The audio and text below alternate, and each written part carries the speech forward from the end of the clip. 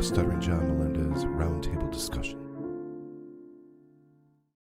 Welcome to Point Dabble Point, a weekly discussion where we get caught up on all things Dabbleverse, an idea we came up with way before Quadfather. I'm Carl Hamburger from Who Are These Podcasts, and with me this week, and of course, every week, from the Shuli Network, the Uncle Rico Show, the Auntie Karen Show, he's not a Kumia Cuck, he's Shuli Agar. What's up, Shuli? Hey, Shuli, do you want to prop my fucking picture up? Call me a retard? Fuck you, Shuli! Hello, Carl. How are you? Thanks for having me, as always. Thanks for being here. Also making her WATP channel debut, frequent guest on the Stuttering John Show, Ava Riza is joining. What's up, Ava? Hey, guys. Hey. What's up, guys? Also, Very excited. From Who Are These Podcasts and every other show on YouTube, Adam Bush is here. What's up, Adam? Only once. I'll do them once. Okay. Just well, once. You got to set boundaries. That's an important part. I'm of learning this. that. Yes, I appreciate that. Guys, you can participate on the show and also support it by going to supertip.gg/WATP. That's where you get those hilarious AI voices that will be sued out of existence soon. So take advantage of that opportunity. And, of course, you can always chat in the chat, super chat, get memberships, gift memberships. All of that is appreciated as we give you another fantastic episode of Point Dabble Point. Of course, I was off last week. We were finishing up Hackamania, and I was flying back, but Shuli and the gang did a great job of filling in for us, so we don't miss a beat on the Point. It was Dabble steel Point toe program. Heavy last week. He had that whole reaction from him, or lack of reaction from Hackamania. So it was fascinating. I don't know enough, but I know when a guy's full of shit, and he's so entertaining to watch. Well, I appreciated Frog on there. He's obviously paying very close attention. Yes. And so he was filling any blanks that you guys had. But yeah, Aaron's reaction, I have some more of that today, where now he's saying that everyone's melting down because Hackamania was such a failure, even though we're already planning another Hackamania for next year because it was so successful. We can't wait to do it again. But apparently it was a failure and everyone's spurging out, and it was such a horrible event that really worked out in his favor more than anyone else's. So I have some clips on that. There's a lot to get to today. I have some Stuttering John stuff we have to discuss. We'll get into the Aaron M. Holt. We might get into some Karmic X. Thank you, Shuli, for already teasing us with some of that. We definitely have some MLC clips we want to get into. And the Opster is pranking people in New York. And I bet you guys can't wait to see Opie's latest pranks because he really is good at that shit. So a lot of stuff to talk about today. The first thing I want to discuss is Stuttering John's new website. Did AI make this?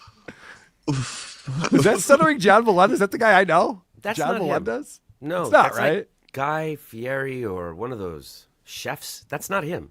Or it's like his brother. Yeah, It feels maybe it's his Uncanny brother. Valley or something.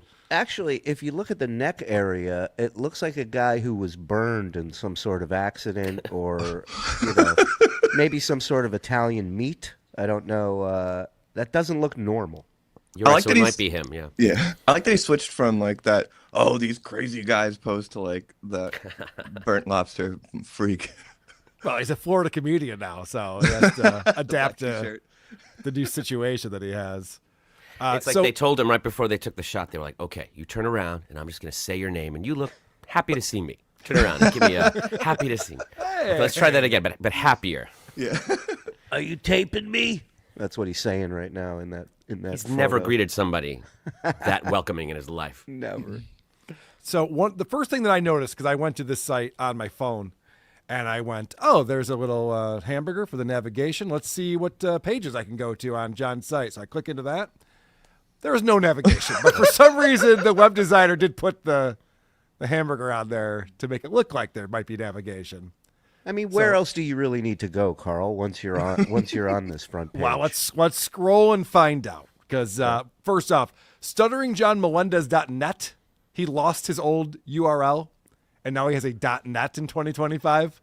Yeah, I don't know if you've been getting messages from a person who owns it, but I have, and they want like $1,500 for it, and Yeah. I'm like, there's no fucking way. I have gotten those offers. Yeah, I could buy John for $1,500. I don't need his website. It's not like people are clicking in. What was his old URL? StutteringJohnMelendez.com or something like that? Yeah. It's not like people are going to that hoping to find the website, and then they're going to get redirected like, oh, what's this WATP thing? I guess I'll check that out instead. Years ago, we got wind that his Run for Senate website was available. Right. So we took that and redirected it to Uncle Rico's YouTube page. So this is a site because he's a touring comedian again, so he's got his dates on here. Very important to have a website you can direct people to so they can find the tickets. He's at the Sports Collectors Expo, June 6th through the 8th in Tampa. And then back to comedy clubs. Off the Hook Comedy Club, June 17th in Naples. Uncle Vinny's Comedy Club, August 7th, Point Pleasant, New Jersey. And then for some reason, December 13th, Fort Wayne Comedy Club. December 13th. He's got a lot of time off in the fall. It seems like it's giving himself a big vacation. Fort Wayne Comedy Club, they don't sell in bulk. So, you got to give it some time for all the tickets to get purchased. So is that how that works? Okay. Yeah, it's Fort Wayne. Someone posted about this on Dabblers Anonymous. So this is... Now, that picture looks like you're going to see a longshoreman stand up for the first time. What is that outfit? But there's that expression I was talking about. Yeah. Yeah. Yeah. I'm wearing layers and I don't know why. I'm whimsical. I'm whimsical. Now, John has never developed a personality, so he doesn't know what his look is. Like, Right. If you saw this comic, you'd think he'd be like a sputtering, like, oh, I don't know what's going on, guys. I'm just tripping through life. Look at me up here. But then other times he's like stoic and, the king of late night and an announcer. He still hasn't figured out who he is. He hasn't found his voice, as they say, in comedy. He'll get there one day. I think part of that problem is if you're 60 and you're still think that some part of you is cool, then it's game over. It's like cool has left the building. Don't worry about that. You're not going to be cool ever again if you even were cool.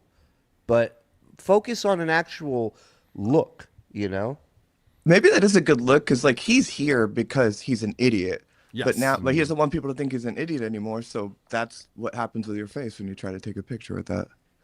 Well, you correctly pointed it out, Carl, and he doesn't know what his personality is, so he has two kind of modes. He has that funny face, Planet of the Apes, larger than life, mugging, farting, like child's clown thing, and then he has that real stoic, real slow.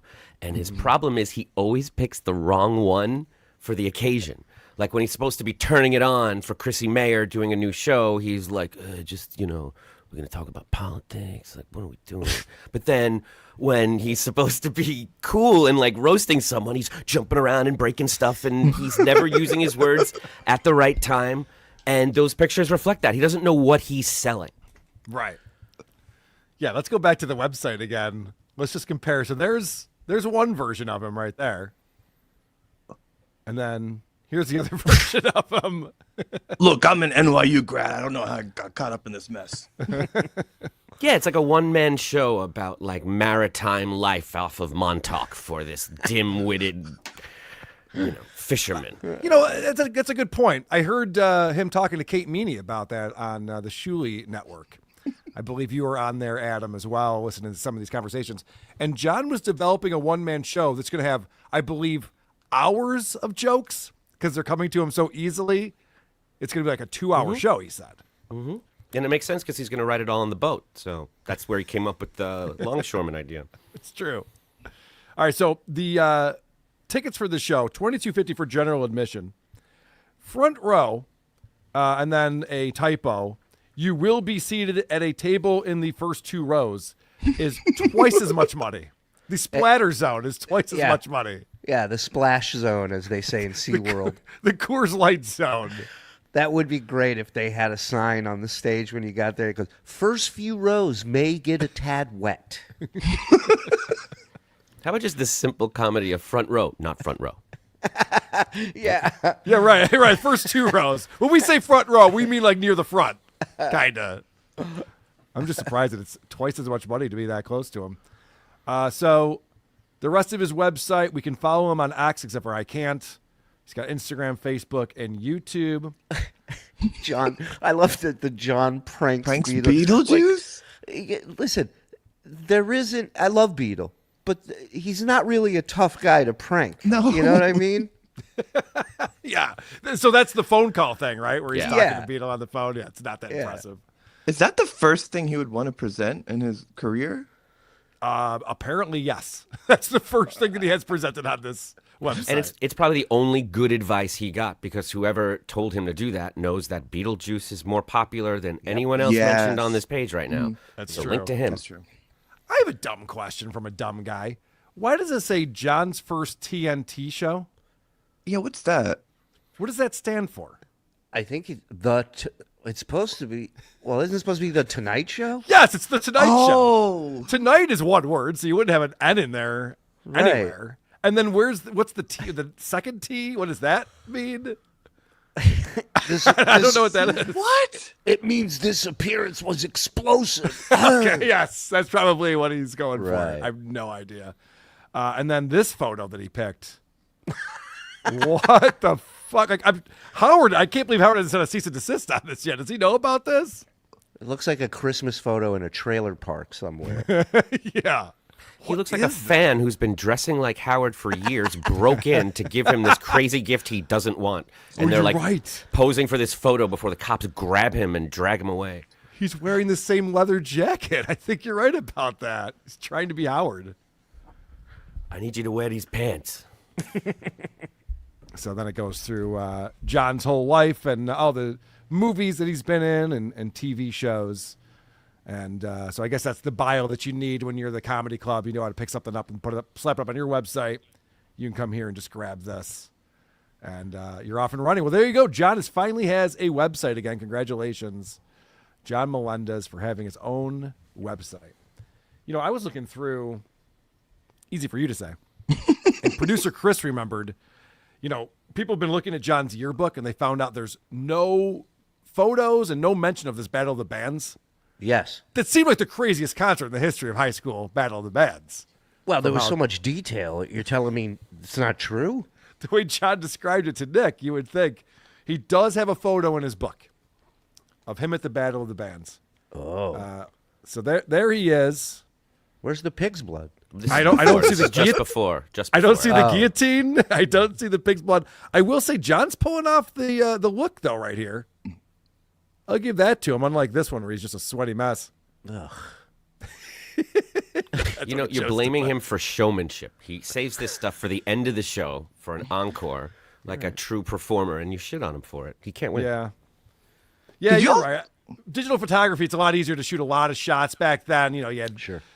it was more expensive to take a lot of photos. So someone was just like, "Oh, should I have taken a picture with the pig's blood and the guillotine?" How do you Damn top a it. biohazard? Like, that's the showstopper. You endanger everyone, and then you go. And not for nothing, they probably put all their money into the pig's blood, you know, and the gallows and all that. I mean, you got money for a disposable camera after all Right? that? No. Yeah. No, that's a good point.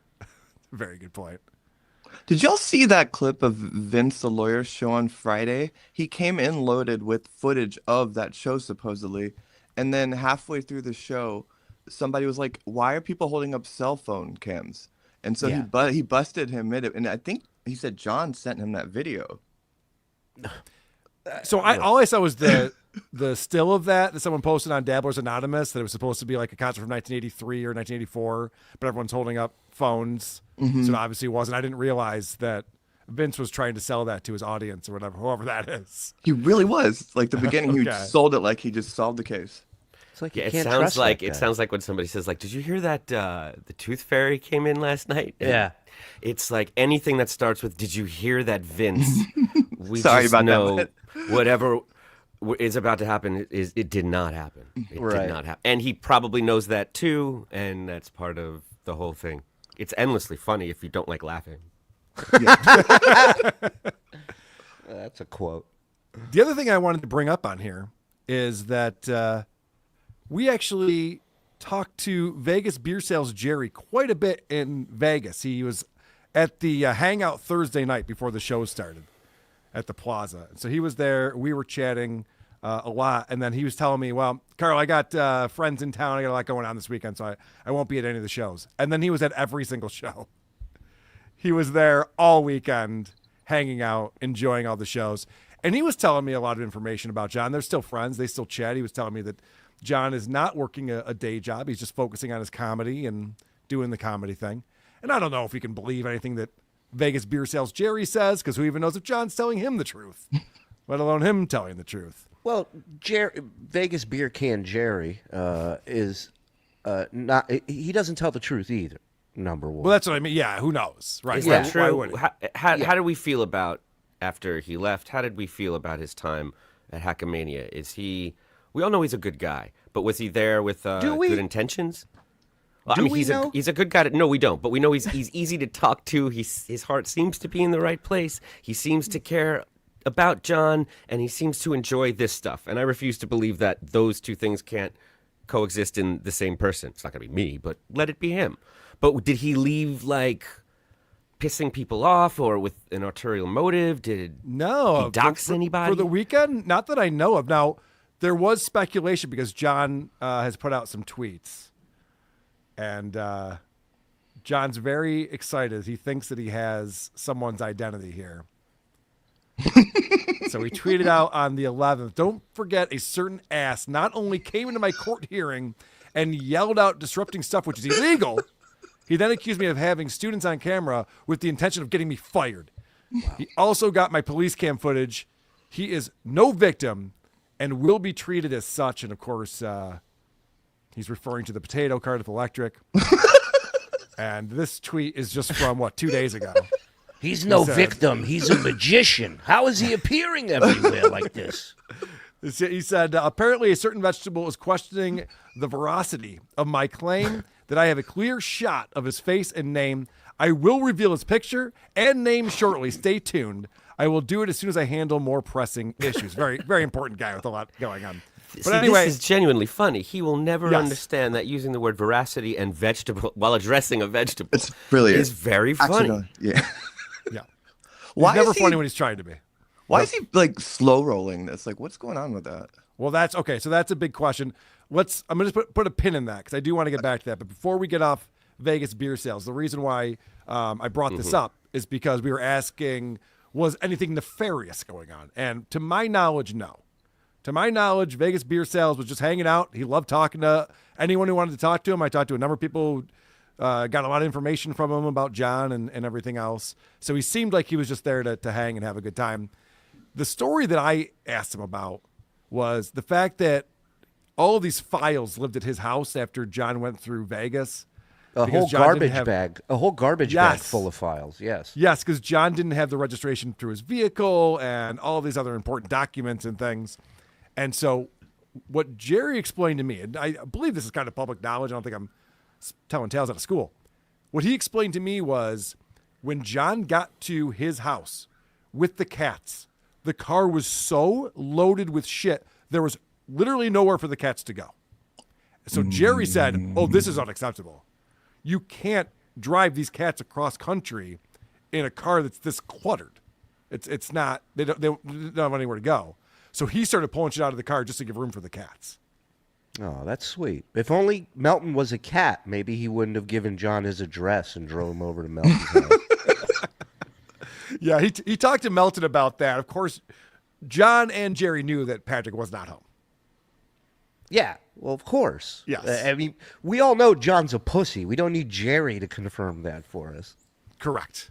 And Jerry went and bought that, not boombox, but whatever that music player was that John held up. Jerry went and paid $5 for that at a Salvation Army or something like that to make sure John had a prop. Did he Right. buy John the girdle? No, the girdle John had already. I know. I was talking about how gingerly he set that down. Did you ask him if best John moments. practiced the arm thing before he got there? No, Or he did was not. that- He it was just in putting on a the show. moment? Jerry explained to me he was putting on a show. Gotcha. He knew what was going to get people reacting, and he killed it. He also told me how unprepared John was for his move. So that Friday morning, you guys will remember, John threw a lot of his furniture and shit, just put it on the side of the road, packed his car, like literally he didn't have boxes.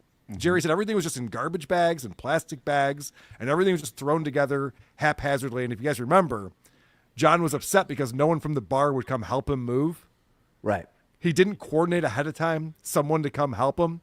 And when I asked Jerry about this, I'm like, well, that's not normal for an adult to be this disorganized. He goes, well, John has ADD. Oh. Jerry kept giving John an out. He goes, you got to understand, John has ADD. Not ADHD, just ADD. Dr. Vegas beer sales Jerry. Yes. Sorry. Yes, he had a whole diagnosis on Gotcha. what was going on with him. Anything else that you picked up on, Anna? I know you were talking to him about. He seems like he likes John. He likes his relationship with him. Yeah. He feels bad for him sometimes, which I think is natural. I don't know if he gets that. We know he's putting on a show in front of Melton's house. It's that he thinks this is a show that's so funny, that he thinks it's anything. He doesn't understand it on all of the levels, I think, because he's too close to him. So he thinks it's one or the other, you know? Like, we know beware of people whose mistakes are always in their favor. Like, he can't accidentally go to everybody's house he's threatening to beat up when they're not home every single time. That's his move. He can't Right. also leave the bar before the time they're scheduled to get here. 13 minutes before, yeah. We see a pattern. We know for you it's just like a drunken nightmare, but for us it's like a pattern of things that happen every time. So this guy, you know, I couldn't tell he really wanted my phone number, and he got a little mad when it became clear I wasn't going to give it to him. And that flash of that worried me. Oh, he was so excited when I gave it to him, though. Oh, thank you. I was like, oh, you need Adam's number? for following up on that. Thank you. No problem. Thank you. This is why I never gave you my real one. Smart. I have a Dabbleverse set of numbers that I use. Ask Melton. Is that true? It is. And when I told him that that's what I used to talk to John, I saw his eyes like they melted. He's like, I have your number. I've been texting you, right? And I was like, oh, I haven't gotten them. He's like, well, I got your number from John. I'm like, that's not my number. That was like a Google Voice thing from like, and his it was like I punched him in the heart. He really took it bad, and I couldn't tell if it was because like he thought I was insincere, or because it would hurt John, or because he was like, fuck my plan. Like I couldn't tell what it was. I still don't know. Yeah, there is some mystery, and it was another thing too. He was telling me stuff about John's family that I'm not going to repeat. I don't think it's my place, and again, I don't know if it's true. Yeah, or no, not. you can repeat it because it's probably not true anyway. Well, that's the thing. I don't know if it's like I'm supposed to be the one to like say it because it's a integrity verification. So I don't think it's. I mean, look, you're not titling the show after this thing he told you. It's you're discussing this conversation you had with him. I would love to know what Jerry had to say about John's family. I'm sure John would love to know that. Oh, you're really trying to pressure me into doing I love the that things he's that I going was for it. not going to do. I don't listen. I mean, Well, stay tuned, everybody. We'll if talk he's about got we'll a think about problem, it. he can call Adam. He has his number. That's He can true. pick it up with him. That's a good point. Let me. We love the details, like we find out he's not allowed to park within Aaron's house. We love those details, right? Right. You don't have to give away details that may or may not be true, but we can just assume that whatever we guess is the direction his relationship with his family is moving in. That whatever you heard is more of that, right? Correct. Okay. Yes. You didn't hear suddenly there's they're getting back together. They're all living on the same block now, and there's no reconciliation or rehab or anything. No, John's not living at Harvard and taking his son to classes. Live in Cambridge and get a That's nice for little sure, right? Yeah, cobblestone. that's a good point. But let's get back to this slow play. Well, hold the, on, card. because please. I would like to. I wasn't at Hackamania, but I have some Vegas beer sales Jerry thoughts, if that's okay. Oh with yeah, everybody. please. First of all, we could circle back to John asking people at the bar to help him move. I love the balls on this guy, because imagine the roles are reversed. Imagine John's at the bar on a Saturday afternoon, not a care in the world, sitting there at the bar drinking, and one of his buddies from the bar calls him up and goes, "Hey, pal, I need you to leave the bar and come help me move." How fast does John hang up the phone and tell him to go fuck himself? Oh, of Instantly. course. Yes. Instantly. That's number one. But John's the star, though, Sheila. You have to realize that you're supposed to do favors for him. He doesn't do favors for you. Everybody's got to stop what they're doing. As he yelled at DG, you mean to tell me there's something more important in your world than me? That's how he thinks about every relationship that he's in. So on to Mr. Beer Sales Jerry. Jerry's a guy who loves to lecture people. He has no problem jumping into my DMs and telling me what kind of Jew I am, what kind of person I am for doing shows with Anthony Cumia, lecture after lecture after lecture. While Jerry supports and defends the numerous dirty, really gross tactics that John uses in doxing people, in showing up to, regardless if the guy's home or not. You participating and helping a guy do that who's mentally not stable means you're just as fucked in the head as this guy, in my opinion. And you can't lecture people on how to live their life when you are okay with a guy having pictures of underage minor children that are not his and threatening to release them. You can't sit there and go, listen, this guy's getting attacked as well. Don't give me fucking excuses. Don't give me stories. He's a piece of shit. He's always been a piece of shit, and he always will be. And that's my thoughts. So this is like Nick Rekieta moralizing to Aaron Imholt. Yeah. How to live your life. You're like, well, I mean, slow your roll right there. Yeah, you're sitting here looking up people's phone numbers for John. You're exchanging. I mean, who knows what John's texted him? Who knows what he has on his phone? Right. But he's going to sit here and lecture people about how they need to treat John and others? The fuck out of here. Well, fortunately, he didn't lecture me at all. So apparently I'm doing everything right. Yeah. But that was confirmed that you are the biggest problem in John's life, Shuli. Yeah, well, come talk to me, motherfucker. He Call me, not my dad, Jerry. Call me. John is willing to forgive and forget with everyone. We've seen it time and time again, whether it's Cumia or Levy or any of these people, Brennan. But when it comes to Shuli, there is just something about that. It's, Good. Yeah, well. Hey, I know you feel the same way. Hey, for life, motherfucker. For life. Let's go. All right, I want to get caught up real quick. We do have some super tips coming in, supertip.gg/WATP, like Dave Daffler coming in. I know I'm a big star, but please stop feeding the upholstery. Karmic X is available on supertip.gg. We'll get into him in a little bit. Mark Davis says, Shuli, that is Ronnie's head and Dean Kane's body.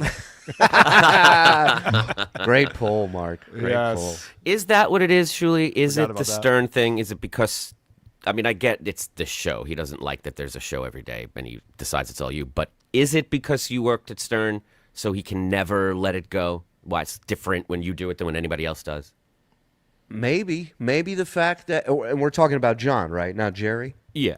Yeah, maybe the fact that he was screening my calls when I was calling in and trying to get on the air and was there for the kind of beginning stages of it, to now this guy that I put on hold is now a writer and producer on this fucking like, what the fuck? That's it. I think you just said it, because he's the one who said over and over again that Howard would never accept him as a real comedian because he started as an intern, and you'll always see me as an intern. So obviously Howard does not feel that way. He's elevated many people, but he cannot see past what you just described, that caller who had his VHS tape.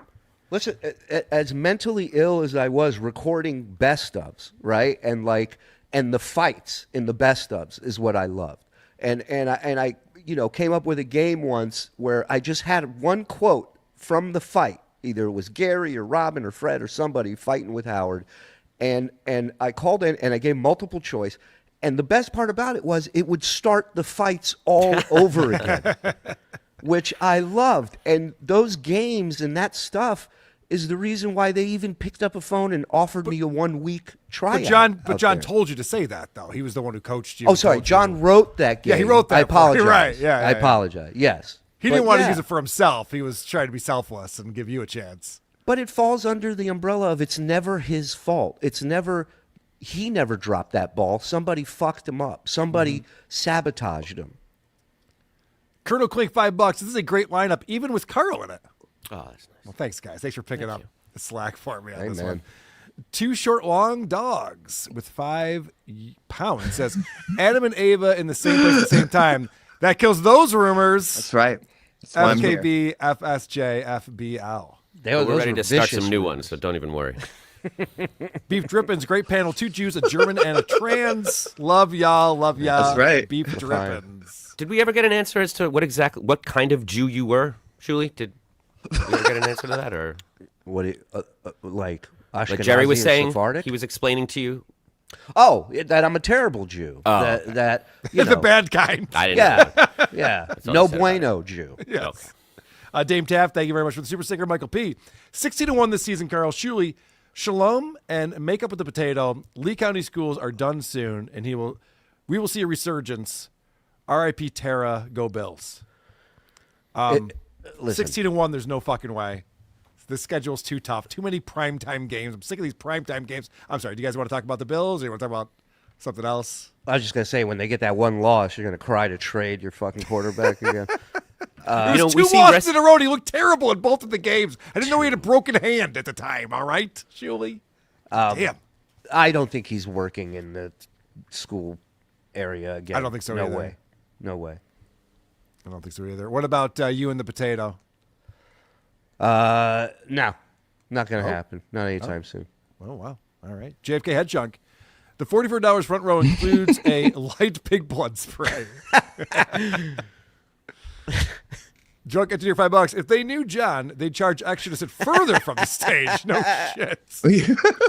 I'll take the balcony. There is no balcony. Can you build one? There's time. It's not the No, he'll summer. jump up to the balcony. He'll jump. He will. Like at that Artie show. He will. If you heckle him, he'll. That's true. He did want to beat up those guys.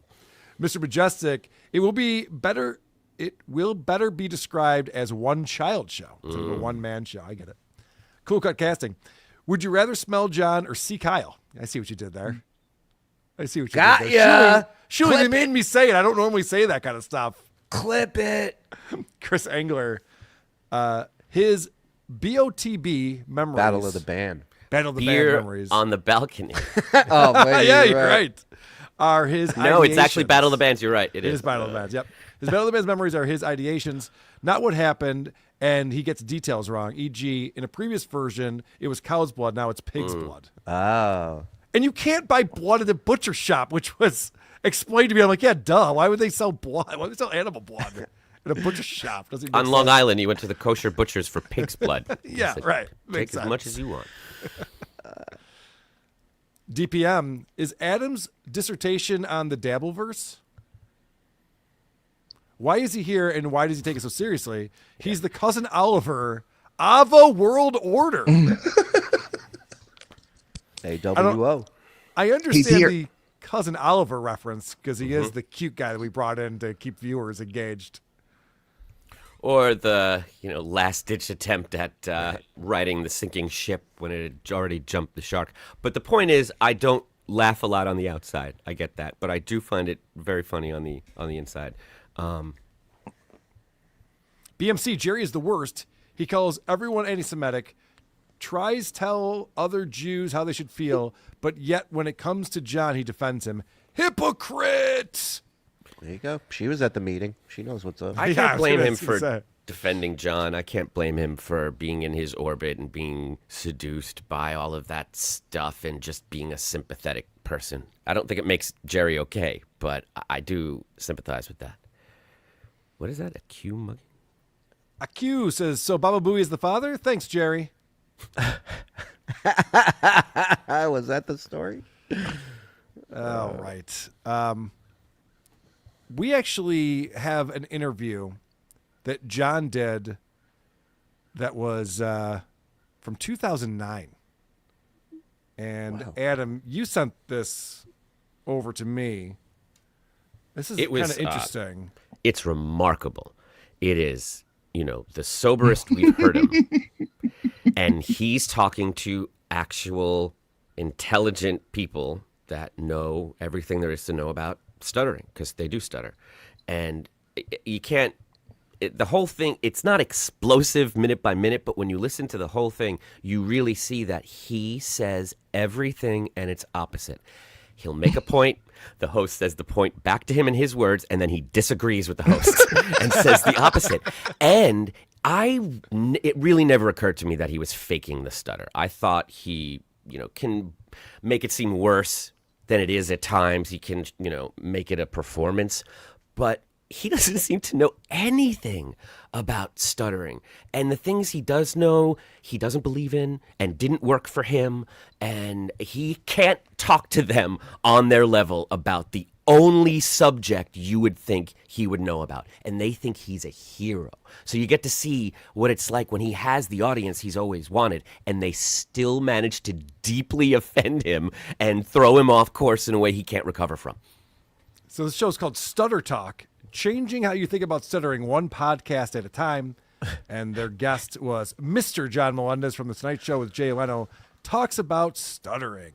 Stutter talk, you piece of shit.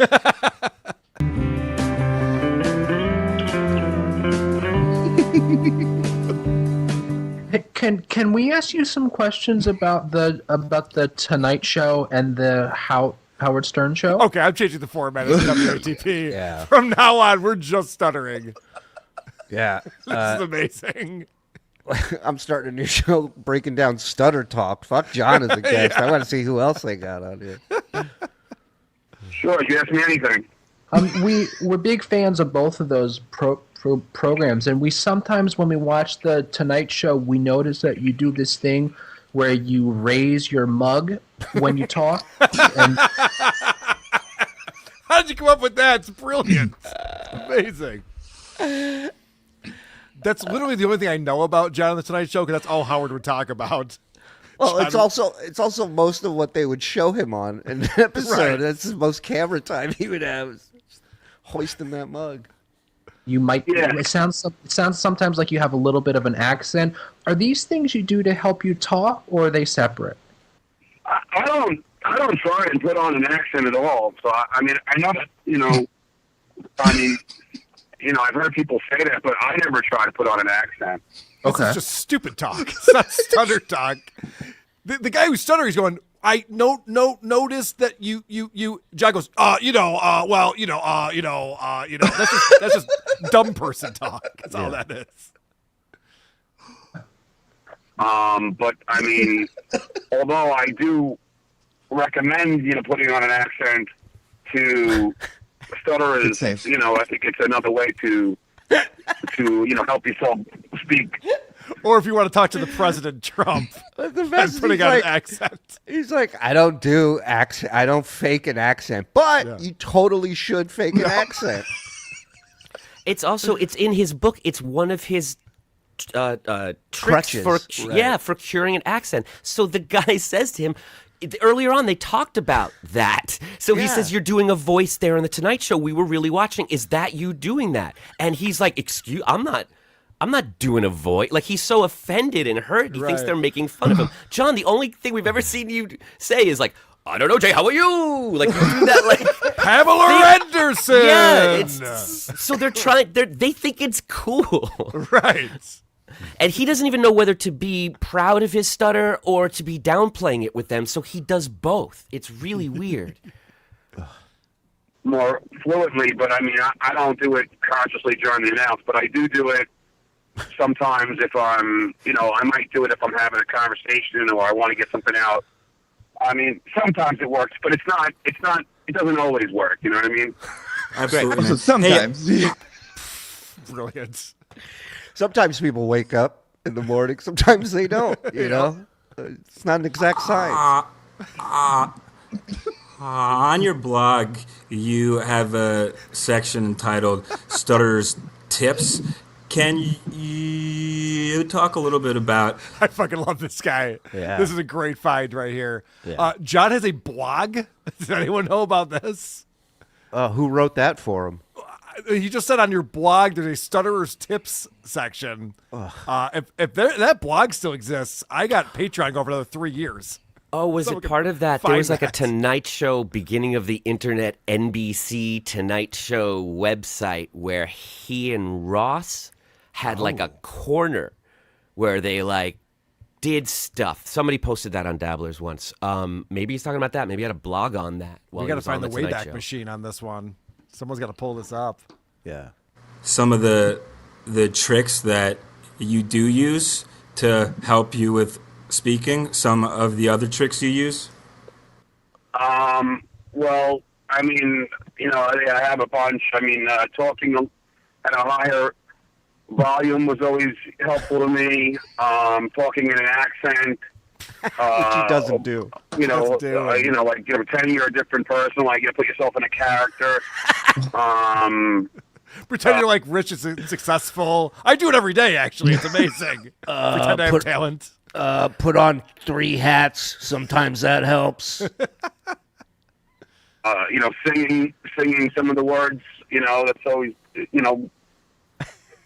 a helpful thing. Obviously, we don't stutter when we talk to ourselves. So, Obviously. But, there's no way you're going to be able to pretend that nobody's there, so that's not going to work. Right. You just said pretend you're doing a character. Right. Which is it? Okay. These people have a stutter. Like, that's a stutter. Yeah. John just doesn't know what to say, so he stammers over words because he doesn't know how to choose them fast enough. And I just can't believe he's this, like, I know as much about stuttering as John does. Like, he doesn't know anything. He doesn't even know for himself. They're asking him, like, how do you deal with that? And he can't answer the question. And it becomes very telling that he speaks very comfortably in the beginning, and then as it goes on, he stutters more and more whenever they mention how well he speaks or they ask him a question that he can't answer. Okay. Yeah, and I always say, if you're of age, a few beers doesn't hurt. There you go. Okay, so there's the real solution. Alcohol. Meth helps sometimes too. I don't know if you have access to it. Of course. Yeah. Please, Eric, go ahead. No, it's That's just stutter. interesting that the way that you talk about some of those tricks, John, because when I was growing up, Wait, the drinking beer? Was that the trick that he's discussing here? Oh, this is really good advice. Thank you, John. I didn't realize. did all of that, tried to speak at a higher volume, tried to switch words and all that stuff. And I guess what I found as a kid was like that was the stuff that I was doing that actually made me feel shittier about my stuttering. And actually, it kind of wasn't until I tried to stop that, I was finally able to be like somewhat okay with stuttering. Oh, really? So as soon as you stopped doing it? Yeah, and I Cue John to say, well, you sound like a moron, so you better figure it out.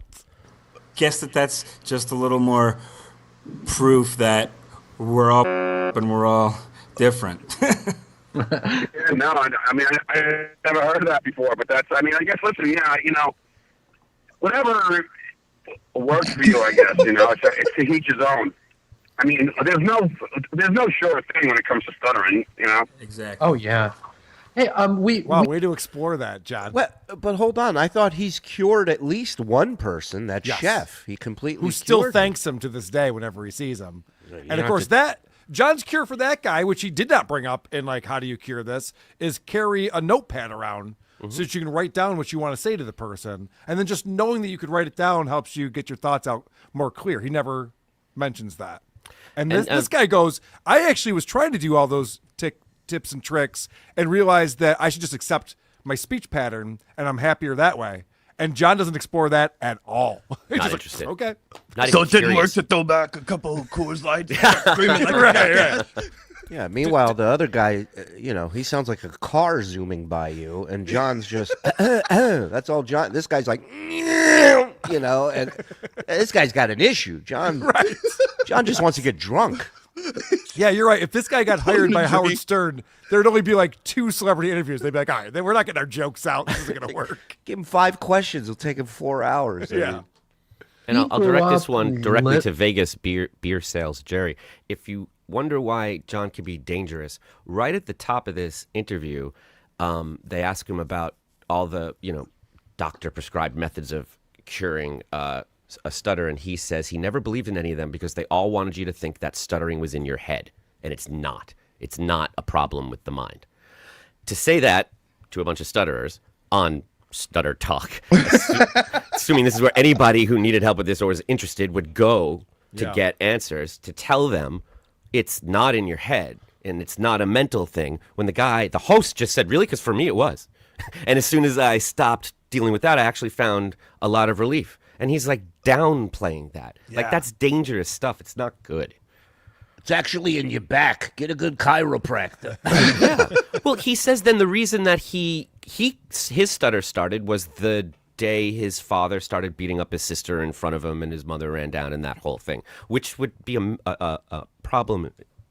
That would be trauma in the mind. Right, Like, that would be in the head. Yeah, correct. I think you knocked my tongue loose. Right. We grew up listening to the Howard Stern show, and man, did we love it when you would come on. And is it true that you were hired without Stern even knowing you? Oh, he hates this. Mm-hmm. Oh, I haven't heard this yet, but I'm excited to hear John's answer because we know he hates when people bring this up. Well, I was an intern. My friend was interning for the show before me, and he gave me the job. But they did have to do a background check. They called my old internship that I had at Polygram, and that was not the question. The question was, did they hire you without Howard ever meeting you? And the answer is yes. Well, he already skipped to he was an intern. Right. After they asked the question, he goes, well, I was an intern. Well, my friend was an intern. He just can't. Yeah. And got a recommendation. So yeah, but I mean, he didn't meet me. I mean, as the story goes, he told Gary to hire me sight unseen. I mean, that's what he said. It's really so great that that he did give you this opportunity because you were a person that stutters, especially because it was a radio gig. They're making fun of stutterers, you idiot. What part of this do you not understand? Howard Stern's exploiting people who can't talk well for his radio show. This guy's going, wow, that Howard guy really is reaching out to our community. That's really sweet of him to do that. But he did, and it is. And like we started the show with, John doesn't know why he's good or bad or funny or not. Right. They've been trying to tell him since the beginning of this show, which we got from Jacob. I want to say his name. Jacob, I'll say this. He sent it. The point is, they're trying to tell him they think it's so cool that he got the job because he stutters. Right. That gave them hope. They don't care if you're the butt of the joke. You're on TV. You're getting laid. That's why you're our hero. And he just keeps crushing them over and over again and keeps not giving that to them, saying no. Yeah, he was saying he was an intern somewhere else first, and he passed the background check because he can't let it be that. He has to have qualifications or have passed some kind of test to get the job. So he's like, behind the scenes, they gave me a good recommendation at Polygram, and then that internship recommended me to them, and then I passed the background check, but yeah, I guess Howard says that I was just hired sight unseen. That's my favorite part, the background check. Like, that's it. Don't kill it. Don't kill this for these guys. Like, they think it's awesome. Why can't you just own that? You're 22 years old. What's in your background check? You know what I mean? Like, that's not an amazing accomplishment to be able to get hired as an intern somewhere. If Howard didn't know he stuttered, he wouldn't have been let in the building. Forget about a background check. Yes, correct. This was said by Jacob Grandstand over on Twitter, so go give him a follow. He's the one who found Jacob. this. Where millions of people are going to hear you stutter. Yeah, no, I know. But yeah, listen, I'm like I said, I'm happy that I got the gig. I mean, it actually was. It's obviously. See, and again, these guys stutter, but they know what they want to say. You can tell they already have it thought out, and they're going to say it. John has no idea what he's going to say. Well, he's just stammering, just buying himself time. I think part of the problem is he doesn't listen. Well, so he doesn't know what to say when the talking stops because he's thinking about whatever John needs to think about at that moment. Right.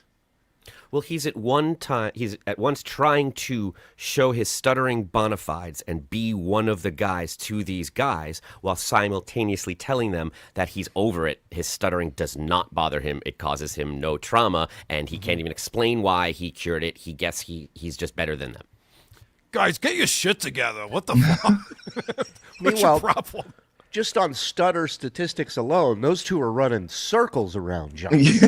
Oh, You know? if Howard Stern's listening to this in 1988, he's going, "Oh no, I want that guy. I want the Both guy. of them. I want the guy who goes." Yeah, give me the mosquito sounding guy. I want Yeah, that it's one. way funnier than John. Imagine if he actually said to them, for real, like, "Oh, it's alcohol. I'm just drunk all the time, so I don't stutter. And that's what I do." And they were like, "God, how do you maintain that?" Yeah. Like, if they actually talked about that, Yeah. that would be incredible. He would actually Well, help some you people. can't start drinking 18 beers a day on day one. You got to build up to it. Mm-hmm. It's a whole routine that he has. Supertip.gg/WATP is where you can go to participate and support the show. And we appreciate you guys for doing that, like this anonymous person who says, "I hope SJ's Cameo customers can redeem their VIP seats." Right. Everyone's supposed to be able to get a VIP for these comedy shows. You got to start cashing some of these in now that he's actually doing comedy shows. That ain't happening. No, it's not. SJ is the Frank Dux of Stutters. Who's Frank Dukes. Dux? Frank Dukes. I'm trying to remember who he. Destriga coming in. Yay! I got off of work early enough to catch a live show. Thank you, Shoo, Carl, Adam, and Ava for putting on a good show today. F. Full cock. Oop, oop, oop, oop. Just do it. Drinking cases of Coors Light fixes everything. See how my family evades me. Beer fixed that. Yes, that is true. Is that what Jerry told you? Wasabista with 600 yen says, "I know you Yanks are gloating over the Panthers' pacing of our Maple Leafs. Go ahead, have your fun. Wait till next year, eh?" As a Maple Leafs fan, really thinking they're going to figure it out next year? They haven't won since the 60s. And as a Sabres fan, I do like it when the Maple Leafs lose. Sorry, Canada. Sorry, Toronto. Fungi Brian says, "Amazing PDP, everyone. It's helping keep me awake at work. Hell of a lineup, too." Thank you very much. Thanks for tuning Brian. in during Brian, can your I just work. tell you real quick? Brian, because of John's drinking, quit drinking. I don't know how long ago. It may have been up to a year now or more, but he's completely sober because of John. John helps people. He just I've heard doesn't that know. from a number of people. Yes, Yeah. John thinks he fixes stutterers. No, he fixes alcoholism. Yeah. AO 1012, $5. Adam, great job calling Shuli a locale recently by pointing out his insistence that anyone who doesn't think he's a good broadcaster is Vince. That's Vince. I feel like that's Vince, yeah. It's not. By the way, that is not Vince. Vince only No, gives I know. $2, and it's not on a Apple I know. device. And I did not, that's not how I called Julia Locale. I did it so many other better ways. Thank you. Stewie Don't insult fell. Adam. He's a very intelligent man. He had a fake ass announcer voice on the show. It was the worst. He did. Even Leno made fun of him in that, like one of the first bits where John's in the mirror going, "And your host, Jay Leno." And he's just like, "John, you got the job. Stop it, stupid." Because they had to address that on the first episode Yes. on the air. The first thing Jay said to him was, "Why do you look so uncomfortable?" Yeah. Why are you wearing a suit Yeah. or a tie or something? Yeah. Paula Dazzo, $65. Sending love to all of you. TSN and WTP for life. Thank you, Paula. Hi, Paula. We appreciate you. Stewie felt again. I was waiting for SJ to go, "You goofing on me."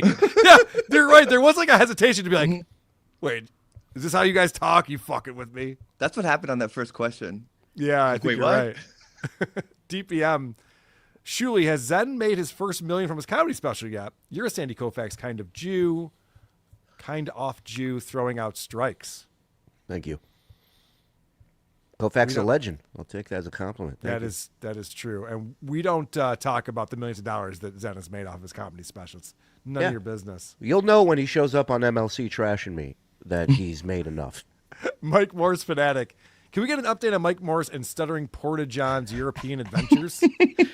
Mike, I don't know if you're aware of this, but Mike on his social media, he's on a European vacation, and he brought, they're like, I don't know, 2 inches. They're life size. They're actual size John cutouts that he's taking photos and I think leaving them in certain landmark locations across Europe. So Mike's getting new teeth in Turkey too? That's what I said. I go, just come back normal. That's all I ask. Right. Cool Cut Casting, $2. Yes, you can buy blood. Ever heard of blood sausage? Yes, I have. That's very different. You don't just buy gallons of pig blood. Are you not using this for a prank? Are you 17-year-old students? No. Making blood sausage with it. It goes, battle the band season. We're running low on blood. Sorry. Everybody's getting them. Happy Valley Wrecking Crew, $5. Even in those old headshots, SJ looks like a dead-eyed slow. When you're right, you're right. Connor. Stoked for John's new jokes on Debbie Gibson. She's also a Long Islander, so he's got a lot to say. Makes sense. Christopher from Columbus. Thank you guys for laying it on the lamb every week. Thank you. Manifest Destiny Soul. Thank you for the super sticker. And then he comes back again. Agar, are you making 30 to 60 minute stand-up to tour with? I already I write an hour every day. I believe that. It just pours out of me. I believe that. That story checks out. So you got a boat? I got a boat. Yeah. I'll be you right? performing this week. The venue has asked me not to promote it. So, sorry. That makes sense. You want to see John on a boat? Yeah, this was pretty interesting. John's on a boat again. And we see the return of his buddy, Hitman Dan. Very exciting. Well, somebody's got to drive the boat so John can drink. What? Hot by 8686 on Reddit posted this.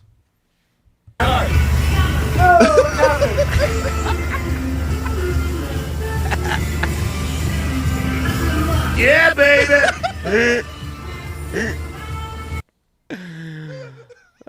We're bringing white trash to the seas.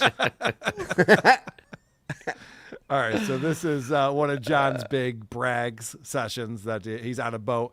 Now, I saw people speculating because we know the Hitman Dan's dad lives in this area. Could this be Dan's dad's boat that they're on? No, a few SJ Army sources had told me back in the day that this is a friend of his, possibly a neighbor, Okay, that owns this boat that will let John take it out from time to time. I see. That makes sense.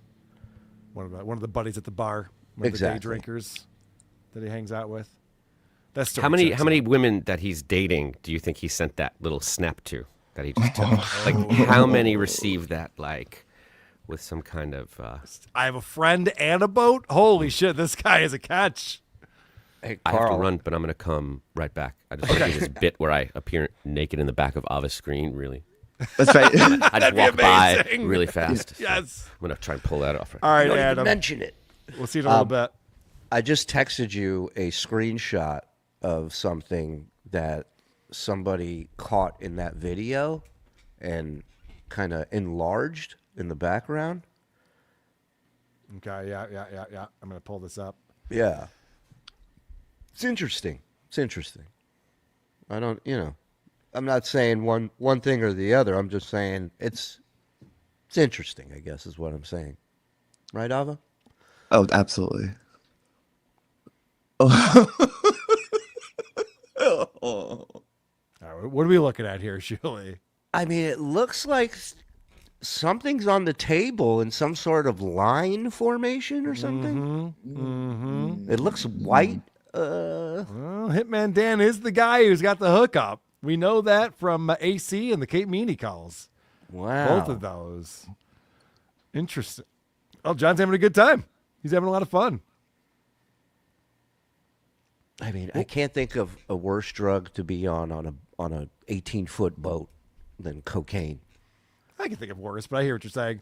What was the interview John did recently where he was bragging about jerking off in his house? He was talking about how he was doing coke. Oh, it was when he was on with Nick Greystone. Yes. And he threw it out there yet again because he was talking about how Pornhub, you have to have your ID, so he can't look at porn on the internet because there's only one website on the internet that has porn on it. And he was talking, Which I love that because he just can't find his ID. Because if he had it, he would sign up for it. Like that's his line. Like that's his line where he's like, "Hey, I'm not going to be a piece of shit and give my information for this." No, none of it made any sense. None. But he did like kind of throw in that like humble brag. He's like, when I'm home and I'm on, when I'm horny or whatever he said. But he just like he has to be the cool guy who talks about doing cocaine. He's going to be 60 in a few months. Well, it sounds like it's like Blue Chew for him. Like he can't get excited without coke. He can't get fully torqued, as the kids like to say. So he always associates that, like it's kind of like coke how and fucking. how Aaron Imholt needed to hear about Nick banging April in order for him to get excited with April. I guess that was like his thing. I think we all needed that. We all needed that. Yeah. Shuli, you put together some clips from Misery Loves Company, Kevin Brennan's show. Yeah, and I did nothing of the sort, Carl. Frog did. I some can't watch that show for unedited without Frog's hands on it. Okay. So do you know what these clips are? Do you want to set them up, or should we just play them and see what's going on here? I think they have to do with some guests that he's had on this past week. Surprising, because, when people fight with Kevin, I mean, Kevin gets pretty vicious. Sure. And, people fighting with him can get vicious. And then one day it seems like none of it matters. Like, how is that possible? Because it seems like he's very serious about it when he's angry with someone and they're an enemy to the show. Right. Like, you won't see Vegas Beer Can Jerry on TSN, Right, yes. I'm not a good enough Jew to book him. But with Kevin, I guess, it's all water under the bridge at some point. Look at Mooby. Look at his ISO. He got his own ISO. He's with isn't that adorable? So this is Kevin making, the stretch that only the best broadcasters are doing these days. Bringing up ESO and I guess comparing Moody to ESO. Is that what he's doing here? I believe that doesn't even so. make sense. There's no connection at all. I think because he thinks Moody is his producer. So if you're going to think producer, think ESO. Yeah. Moody is not an LO's producer. I can promise you that. Isn't that adorable? Isn't that adorable? Isn't that adorable? Oh, Mel's not buying views anymore. He only has 404 watching. 74 minutes in, he only has 404 watching. Right, DK? You fucking loser. 404 watching. Can you see that, DK? You see it? 388 watching. Wow. So this is the guy who gets very upset when you talk about his numbers. Well, Kevin gets very upset if you bring this up, but he loves to bring it up for everyone else. He is completely broken, and his entire show now, if it's just him, and a lot of times doesn't matter who's on, it's all numbers. Numbers and PDF. That's it. Those are the only two things that are on repeat every day. You hear views, fake view, and again, he falls under the John categories. He checks every box. Yeah. Now, when someone's doing better, the views are obviously fake. The memberships are fake. The super chats are fake. It's like, come on. He's addicted to this playboard. He's on there morning, noon, and night. It's part of his show. He knows what's real. But like John, the numbers and the stats are only real when his are better than yours. And I want to point out, because for a while when he was saying that you guys were buying views over at TSN, he would always point to this thing where once the live show ended and then it was being archived, the view counts would not be very large. Right. It would take time for the view count to catch up, which is a YouTube thing. Right. Happened to every live video on every channel. Including his. Of course. And right. Kevin would use that as proof that you're buying views, and he would say that over and over again. And it was just like, well, Kevin, you don't know anything about YouTube. You don't know how computers work or the internet. Like, someone told you that and you just keep repeating it. I don't remember him ever going back and going, yeah, I was wrong about that, guys. I was saying this thing that I was completely wrong about, and I kept repeating it over and over again, and people in my chat started thinking that was true too, and I was off. He's just like John. Somebody could super chat him just that, hey, Kevin, you were wrong. Here's the proof, blah, blah, blah. And he'll go, yeah, but you got to factor this in. He's never going to give up. Nice podcast, stupid. You guys should go check out his numbers. Look at pause it 1 second. The last 7 days. Yeah. That thing on his neck. I mean, he's just coming up with these sores and lesions. It's like Freddy Krueger. Yeah, it's like a cross between Philadelphia and Freddy Krueger. You know, it's like the last stages here. Is this a man who is no longer getting cared for by a woman? Because you see this a lot with these old men who are lonely and alone. They just kind of let themselves fall apart. A wife won't allow this to happen.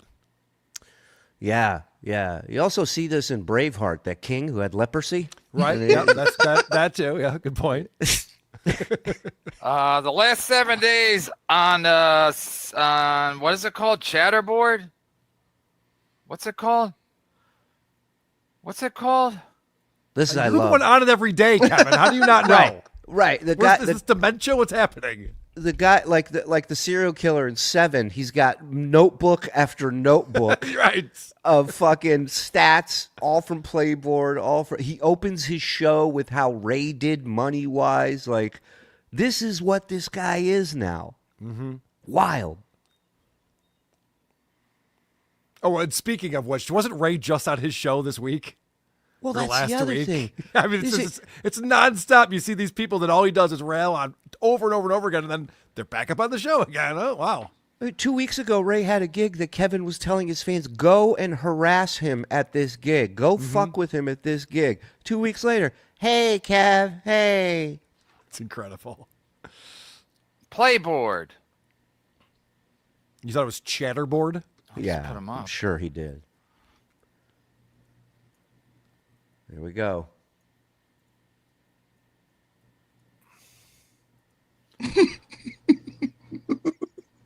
I like how comfortable he is with being boring. Yeah. That's a skill right there. To be able to sit there on the internet, just be boring and do nothing and not be worried about it at all. It's Congrats. unbelievable. I've tried to watch that show so many times, and he'll just sit there for like 8 minutes, just fumbling around. Just trying Well, to look figure on it the out. bright side. At least he's not sucking on something or chewing something while he's sitting there staring at us.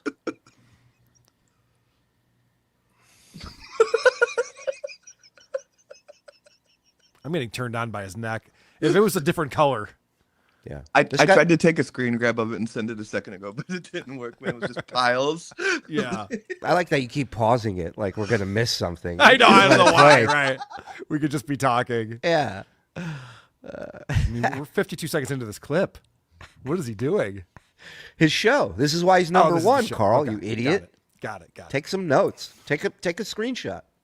This is how it's done. Melton went running. He got scared. Does he have a green cord to his headphones? Yes, he does. Why is the green screen coming through his headphone cord? Why is his neck skin crooked? There's a lot of questions. Yeah. There's a lot of questions. Asymmetrical, Kevin.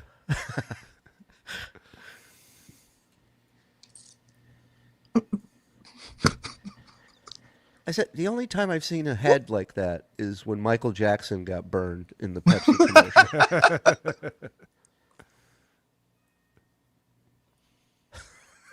Why How does many he monitors is he looking at? I swear to God, he's looked all over the room at this point. Jesus Christ. It's like NASA had less monitors to stare at. I would love to see behind him, there's just a guy with a laser pointer, and he's just like, what? Like a cat. Yeah. Does he have multiple monitors? He doesn't seem like I doubt it. He can't handle one monitor. There's not even multiple people in that apartment.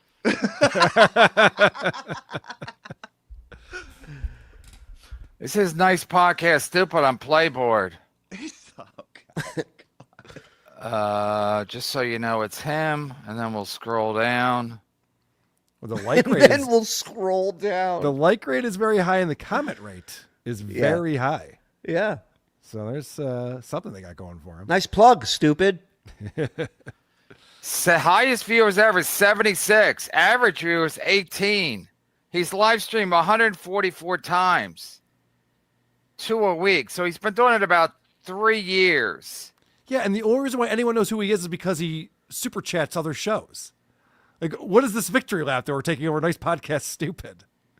Well, like John, any victory is a huge victory. Okay. Even when it's not a victory. Super chat revenue today, 0. Yesterday, 0. Last 7 days, 0. Total revenue for the last 3 years, $738. $738. That's a fact, Jack. Well, what did you make? Like, what is the, like? How does he have the gall to talk about this when his show is doing worse than everyone he's talking about? Well, he's doing better than Nice Podcast Stupid. I'll give him that. If that's where he has to go to, he has to compare himself to this show now in order to get a victory out of it, then yes, Kevin, you are better than that because that person has a day job. Right. Now you're just comparing yourself to shows. It's their hobby. They're going on when they can. Right. Compare yourself to a show where the guy sits there all day, like BYB or something like that. Thank you. All right. So this next clip, this is where I guess Brennan is now calling Ray's gig. I know that Chad called the Hog Shack like 4 or 5 times. Ray, who I don't talk to very often, was actually texting me about it the other night. That Chad is up to his 5th call to the Hog Shack, this gig that Ray had. But apparently now Kevin's doing that too.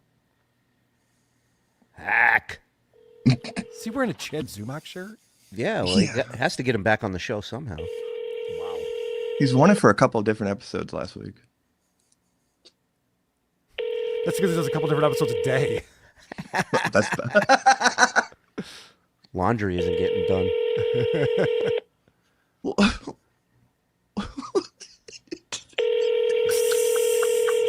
This is great. This is good stuff. I'm shaking. The Hog Shack's out of business? No, they just have caller ID. Yeah, they're on the other line with Chad. Right. It's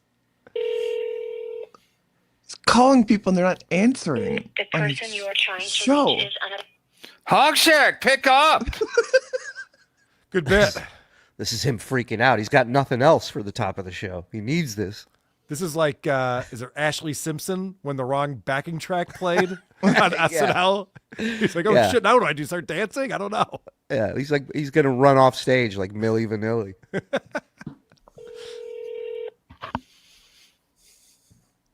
I hope they answer, what? Hog Shack? Hog Shack, Sadie speaking. Yeah, Hog Shack, I got tickets to see Ray DeVito this Friday, and he canceled, and I am pissed. I'll never go to the Hog Shack ever again. Shame on you for booking Ray DeVito and having him cancel. Wow. Ray, I sent you the link, Ray. Come on when you get a chance. What was that? He didn't even allow the person to answer. He didn't try to turn that into a bit or anything. He just that was just his like never book him again thing, I guess. Well, that was right up there with John's Trump prank call. People are saying. No, it's really, really funny stuff, Kevin. I like that your mind goes to comedy first. That's great. Good stuff. You heard of prank calls? I do prank hang-ups.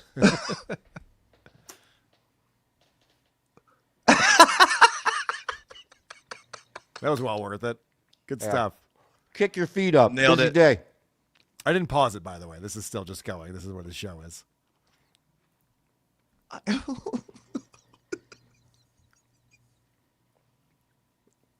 What's up? What's going on, you punks? Rock Bottom Podcast. Oh, boy. I mean, if he's not talking numbers, he's watching everyone else's work. And just shitting, like, lazily. This is the guy who used to scream that watching clips is for hacks and it's gay. And I love that Doom still has that as one of his intros. I don't play clips. All he does. It's all he's got now because he doesn't want to pay people to be on a show, and actually talented people like Adam Hineker want nothing to do with them. So kind of fucks up his whole world. Yeah, if Playboard had clips, he'd never leave that website. All right, here's another clip that Frog put together for us. Look at that. Can you see that? I know it's small. I don't know how to make it bigger. Adam, how do you make it bigger? Perfect. I didn't even know that was coming. Perfect example. Old man can't run his own show. Yep. All right. This is all right. So let's get back to what you were talking about when we were setting up this package, where obviously Kevin said a lot of horrible things about Gino and his wife, Keanu. Didn't he like post pictures of her from her OnlyFans and stuff? I heard Keanu describe it as revenge porn. Yeah. Kevin posting these naked photos of her, and she was very upset. And I know that Gino was persona non grata for a long time. They almost got into a fight at the Compound Media Studios, almost got into a physical altercation. Yeah. And if one thing I know about Kevin is that he's going to stick to where he's at with people. Well, he's not and also, wishy-washy.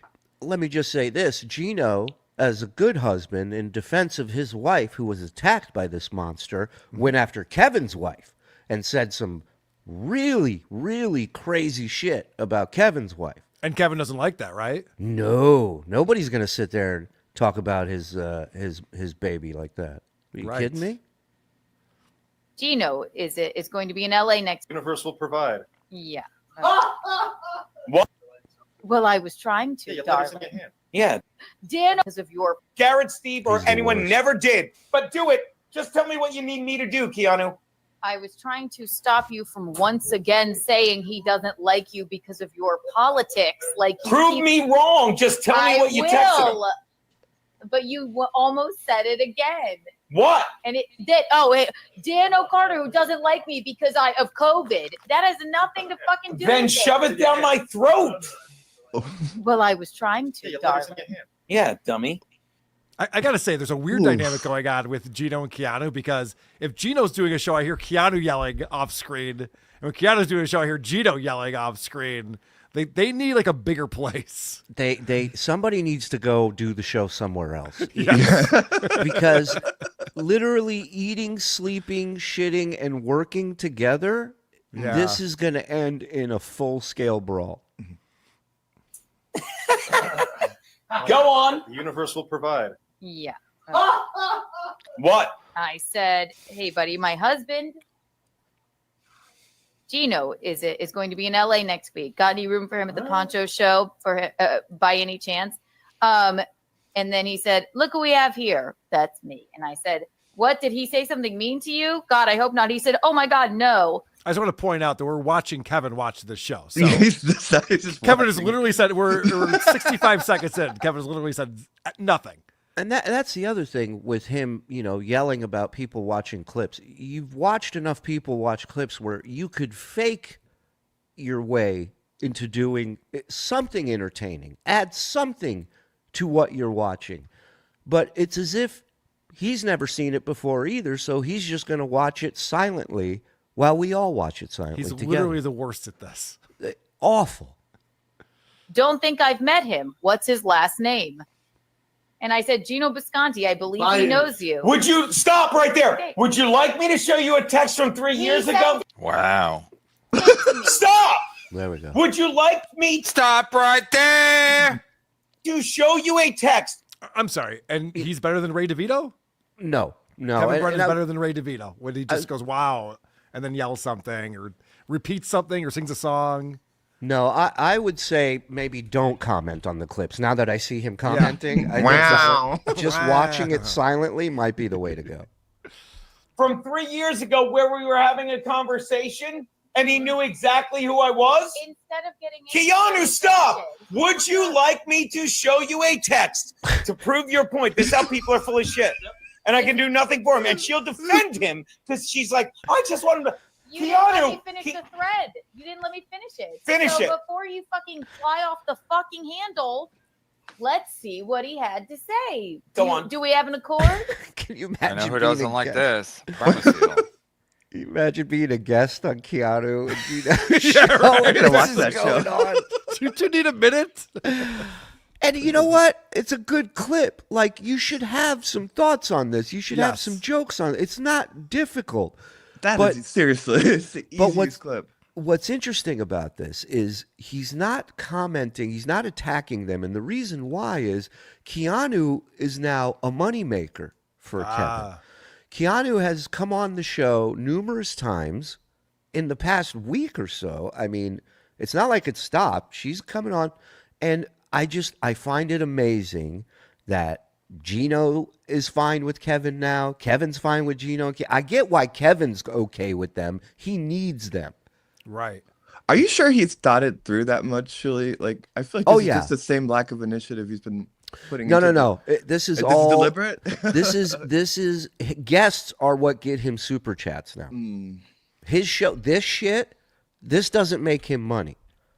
The only time he makes good money is when he has somebody on to be a punching bag for super chats. And his show format is completely drama based. He needs to be fighting with someone, and he needs to be calling someone out for being a piece of shit, and all of these things. But it's so fake, and I think a lot of the MLC viewers, you don't see as many as there used to be, have realized this is just a dumb cycle that Kevin goes through. It's like, oh, we all hate Gino. Oh, Gino's cool again. Oh, we all hate Keanu. Oh, Keanu's cool again. Oh, we all hate Bob Levy. Oh, Bob Levy's back on. Oh, Chad's. Oh, no, Chad's back. It's just exhausting. Like, I've said this before, but when Howard had Rosie O'Donnell on the show, I lost a lot of respect. I was like, no, Howard, we all hate Rosie O'Donnell. Not just because you told us to, but because she's hateable in every fucking way. Why are you making up with Rosie? I can understand Chevy Chase to some degree. Why are you making up with Rosie O'Donnell? Yeah, nobody's asking you to call her a fat cow every day. Just don't make up. Yeah. Just move on. You don't need that person in your life. It's not going to benefit you in any way.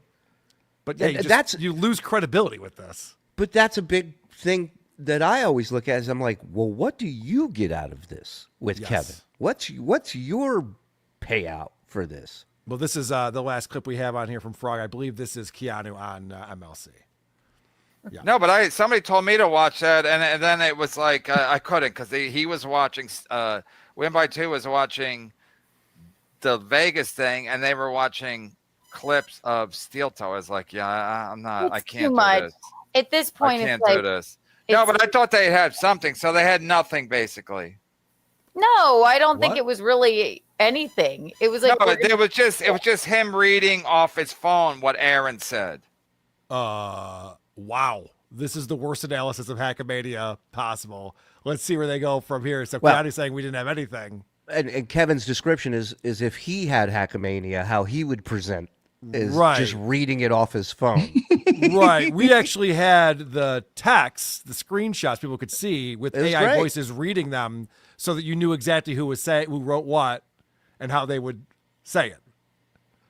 They put it on a projector in the back, and then it was a television projector. Reel to reel, actually. Yeah, right. No, it was a television. A bunch of shirtless photos of Aaron. And I went, this is just a bunch of morbidly obese people are going to body shame. Holy shit, Keanu, you're just listening to Aaron on this? That's your take on this? It wasn't about him not being in good physical shape. Do you know how douchey these photos were? We weren't judging him based on whether he needed to lose 5 pounds or not. That's not what anyone thought. No one's judging his sexiness. These are the most embarrassing photos to share with people. Isn't calling everyone morbidly obese also body shaming and fat shaming? I mean, it's ridiculous. Everyone who was at Hackmania is a fat neckbeard. Well, wasn't she? Really, it's just 50% of the people at Hackmania. But wasn't she at one point claiming that Aaron physically abused whatchamacallit, April? It's in court papers. It's in a court document. No, but I'm saying she said she talked specifically with April about it. Yes, and correct. Steel Toe's a piece of shit. Yes, I don't understand how we got to this point where now Keanu's on Team Imhold again. It's so bizarre. This man or whatever, I don't know. It was too weird. It was too like invasive and kind of like it wasn't really a win for them. I didn't think. I just felt like it was really sad. I don't know. No one's going for wins except for Aaron Imhold. Okay, so no one was looking to get a win out of that. The only reason why any of that stuff came to light is because Aaron went on a media tour. I'll call it a blitz, a media blitz, like an Adam Bush style media blitz on every podcast, talking about every detail of their sex life and drug usage. That's why all of that got brought up. It was all Aaron's fault. Adam, you were getting an echo when I pulled you up before, and you still are. I don't know why I'm hearing myself back. You got it? Sounds okay here. Sorry. Us and them.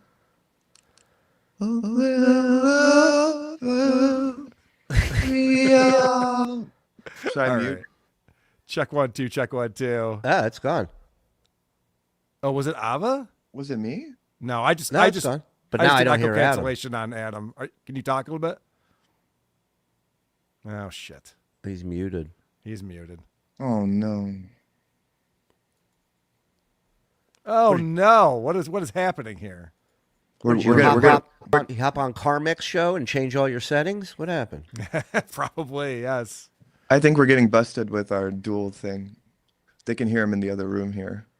Oh, that's right. You guys are at the same house. I forgot. Yeah, we blew it. Supertip.gg/WATP is where you want to go to support the show and participate. I never took money from Melrose to allow him to do stand-up. That was just a bit we did for entertainment. Shuli clearly took money from Ronnie, Sal, and Richard for the block party. It was on the Stern Show. So it was 100% real. Fuck face. I'll see you in court, Super There Tips. you have it. Wow. Lies. DPM. Ava for president 2028. How's her prostate? It's a bit personal. Is that a Biden reference or is that I implying believe that that's, I anal? believe that's a okay, Biden okay. reference, yes. Manifest Destiny sold $5. Will you come to Semi for SFV 4 shows? Can you interpret this for me, Shuli? What's going on? Oh, see me. Will you come? You will come to see me for San Fernando Valley for 4 shows. Vista, LA. By the way, unblock me. TSN. Don't know why I got blocked to begin with. Steel Toe is winning. Carl is just jelly. That's true, yes. Yeah. That may be why we blocked you. You sound very annoying. jealous over here. I don't know. Ham at $2. Just 2 wild and crazy guys in a boat. Just do it. Just do it. Just do it. Stewie Fowl. All the cool 60-year-old jerking on coke. That's true. I hope someday when I turn 60, I'm still jerking it on coke. Hellraiser69 says, anyone notice KB is wearing a Chad Zumach shirt? I did notice that. That's weird because they've had a big falling out because Chad would not talk shit about Shuli. Maybe that's Kevin's Purple Rain song. Like John did to Kate That's Meany. tugging on the ear. Singing I'll wear Purple your Rain. sweatshirt. I think you might be right. Yep. What I miss? Catch me up. We're all good now. Everything's great. Can you sum it up? Yeah, Kevin Brennan likes to look at Playboard and figure out who's winning. I think he was watching a bit of this show a little earlier today. Yeah. And he had He usually nothing does. to say. He just watched it. He didn't have a never comment. does. I kept waiting for some opinion, and he had none, except for some like guttural noises. He might have been hungry. Did he point out the fact that we have twice as many viewers live than he does? Was that No, something he said? no, he did not. He did not. Oh, Interesting. numbers were not a factor in this episode. Interesting how that works. Yeah. Did he just look at his phone and meander? It could be he's like on strike. Like until the super chats come in, he's not going to say a word. He does have that in common with John. He can just sit on his stream and there's no one there. He does not feel a presence. He does not even know he's being watched. He can Well, just turn that there's off. no one there. You know. I'm just stunned by his ability to do that. Do you think it's like some passive aggressive psychological thing where he's just wants everyone to be miserable too? Like, how does he just sit there on a live stream for like 10 minutes and not do anything and just subject people to that and him trying to plug things in? Wait, I just realized that John does that too, and They do. That's the whole thing. That's why they kind of love each other. Yeah. But it is just like when you're talking to someone and you're like, I don't think they care about what I'm saying. I don't think they're hearing me. Like, he doesn't care. He doesn't care what anybody thinks. He doesn't care what we think. So he doesn't feel embarrassed at all to be sucking on a throat lozenge and calling it a show. And it's what y'all are saying. Like, he just picks a new person and then just wants to bitch about them. Like, when he was on you, Shirley, like a few weeks ago, he would just be like, no, talk about Shirley whenever Whenever he has a guest on or something. Yeah. Yeah, it's not new. Like, it'd be interesting if these people rotated somewhat, but it's been, Gino for the last 8 years, me for the last 3-4 years, Carl for the last 2-3 years. It's all the same shit. And why doesn't he just like start yelling, like get you on the show and yell at you? Why can't he argue with the people that suck? He always just Because sits he has there. nothing. He doesn't even know why he's mad at us. He's completely forgotten. He's lost the plot. The time that Kevin and I had our falling out was when Kevin was telling John to demand more money for our crossover shows and to not do them. And then I went on MLC and I said, "What the fuck, dude? I've been promoting the show." He was mad because I was on Julie's show that morning. That's amazing. But he doesn't even remember. He changed the story the next day, and then I was like, fucking with his money because we were on at the same time, which is an act of violence. I mean, he keeps changing what went down. He got us. scared. I think he got has no idea. He couldn't handle you yelling at him. Like he buckled. He did buckle on that. AQ with $2 says, like looking into a Temu Funhouse mirror with a picture of a younger Kevin Brennan on there. A stress-free Kevin Brennan. Yes. It looks like. Stewie felt that KB makes any money doing this is amazing. Yeah, I know. Well, I'm like you. I jumped onto his show late, so I never saw what it was he ever did that was funny on his show. Like I just got to the point where he was burnt out and bitter. So the people that are giving him money, they remember and they're holding on. And some of that like blind hate, some of that like no matter what happens, he says, fuck you. Like they like that. And he still has a touch of that. And I guess that's enough for them to support it. But for anyone jumping in, it's like, wow, there's zero. There's just nothing there. So he's not even interested in making one new fan. He just wants to milk these people that he has as long as he can. And he's almost run out of them because he keeps embarrassing them. You can only take such a hard line about someone for so many years and then have them on your show randomly because it'll make you $100. And then all your fans have to like come up with reasons why this is now okay. And that becomes frustrating after a while. Like he bungled. I'm sorry, go ahead. You're right about that because, he hides all of his shows. If you want to find MLC and you just go to his YouTube channel or something, there's nothing there. Everything's a year old or more because everything goes right behind the... Right. And this was when Cardiff was on with Ray DeVito, he's like, you got to just leave these shows up. How's anyone going to discover you? Are you going to grow an audience? And these idiots, Chad Zumach does this too. They think that this is like a smart move. It's the dumbest thing you can do, hiding all of your content. I think part of the reason why these guys do that is because they can't wrap their mind around doing a show that doesn't involve super chats. And so if you're going to do a members only show, it's, people can still super chat you, but odds are they're probably not going to super chat you as much because this is a bonus show. This is for the people that did sign up or were gifted a membership. But to them, it's like, well, why am I going to hit go live and not make super chats? Fuck that. This is what's so dumb about them is that you can monetize your video after you've done it. Correct. So we do Who Are These Podcasts, Adam and I, every Wednesday at 5:30 p.m. Eastern, and it's live on YouTube for everyone to watch. And there's people there watching, and they'll send us some super tips and some super chats and gift memberships, and that's great. And then we leave it up there, and then it gets over 10,000 views, and we're making money on the advertising for all those other viewers. And guess what? Playboard doesn't have that shit. And when Kevin goes on, he thinks the only way you make money is by super chats. He's retarded. Right. He has no idea the business of YouTube and how it works. Your model works perfectly. It's how I got into your show. And like I wanted to catch up on KB stuff, but he kept deleting his stream, so it was impossible to. And then you put his live stream on, he was just sitting there. Right, yeah. Like you want just like the highlights. Like, was there a good part in this episode? Misery Loves Clips. Is there anything to look at anymore? What's going on? Amazing. Rumple Trenchcoat, a Colombo Podcast, has been a member for 3 months. Thank you very much for that. Rumple Trenchcoat. Sherlock Holmes once correctly deduced that a man's marriage was in trouble because she let him leave the house like that. KB's wife is long gone. It's a theory. It's an excellent point, though. Theory. I think so. What are the chances that they're wherever Opie's family went? Like they're all in the same kind of group home together, trying to deal with. Big Daddy Dodo, fine quality entertainment here, folks. Thank you, Big Daddy Dodo. Rumple Trenchcoat is back again with $5. If KB didn't occasionally blink, I'd swear my Wi-Fi went out.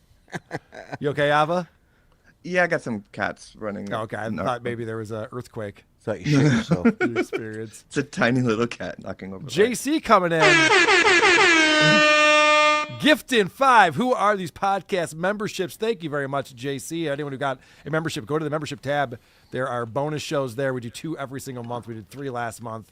We got one coming up this week. The bonus shows, and you can watch the Saturday shows that are behind the paywall every Saturday. DPM, $5. Curly's KB lost his wife because he looks like he needs a nap, and his sores are from tripping over a ukulele. I don't play a ukulele, all right? It's a mandolin. Shots fired. Stewie felt. So, whatever happened with the cabal? I think he made all the money off of that he could, and then he decided maybe I can make more money if I invite the head of the cabal on the show, Ray DeVito. Yes. Edward Cratchy, $2. Love Ava as a new addition to the team. More Ava. Yeah, Ava's great. I hope she's here to see this. Yeah, we can still hear you, so don't beat the cats. Drew Peanuts, $5. Hey, Ava, if your life was in serious duress or danger, would you drop the act? What the fuck does that mean? What's this act that you're talking about? I'm sorry that Ava's getting all this attention while she's gone. I'll try to circle back to those. No need. Hey, guys, I think Adam was on another show sniping you right now. He probably fucking is. It's probably out with KB. Yeah. Manifest Destiny Soul. I was forced to do Scientology. Adam, not for me. Oh, try harder next time. All right. Would you? Can I ask Adam a question on your world tour of YouTube shows? Oh, please do. Yeah. Is Joey C on the list? Oh. No, he has not invited me or reached out. Can I just, a little behind the scenes, he texted me the other day. I was supposed to call him, and I got caught up with family stuff, but he texted me the other day. He really wants you to go on with him. Really? He does. I could tell by the way he's not mentioned it or reached out in any way while I think I follow him. Well, but he's like, I got to talk to Shuli.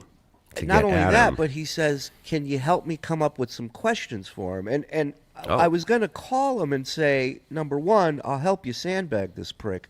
But number two, the beauty of you, Joey, is when no one helps you. The questions should come from you, Joey. The interview should come from what you feel in the moment with Adam. I do not want to write questions for you, Joey. I want Joey to interview Adam. So if you'll accept, Adam, I think that would be a fun visit. I'm definitely open to that. What do you think what was the angle he was gunning for when he was talking to you? What was he looking for help with? Let me take a look at the text here. I think I have an email from Joey that I haven't looked at yet. So that he might have reached out to me to get to you too, Adam. See, I follow him. I got to look.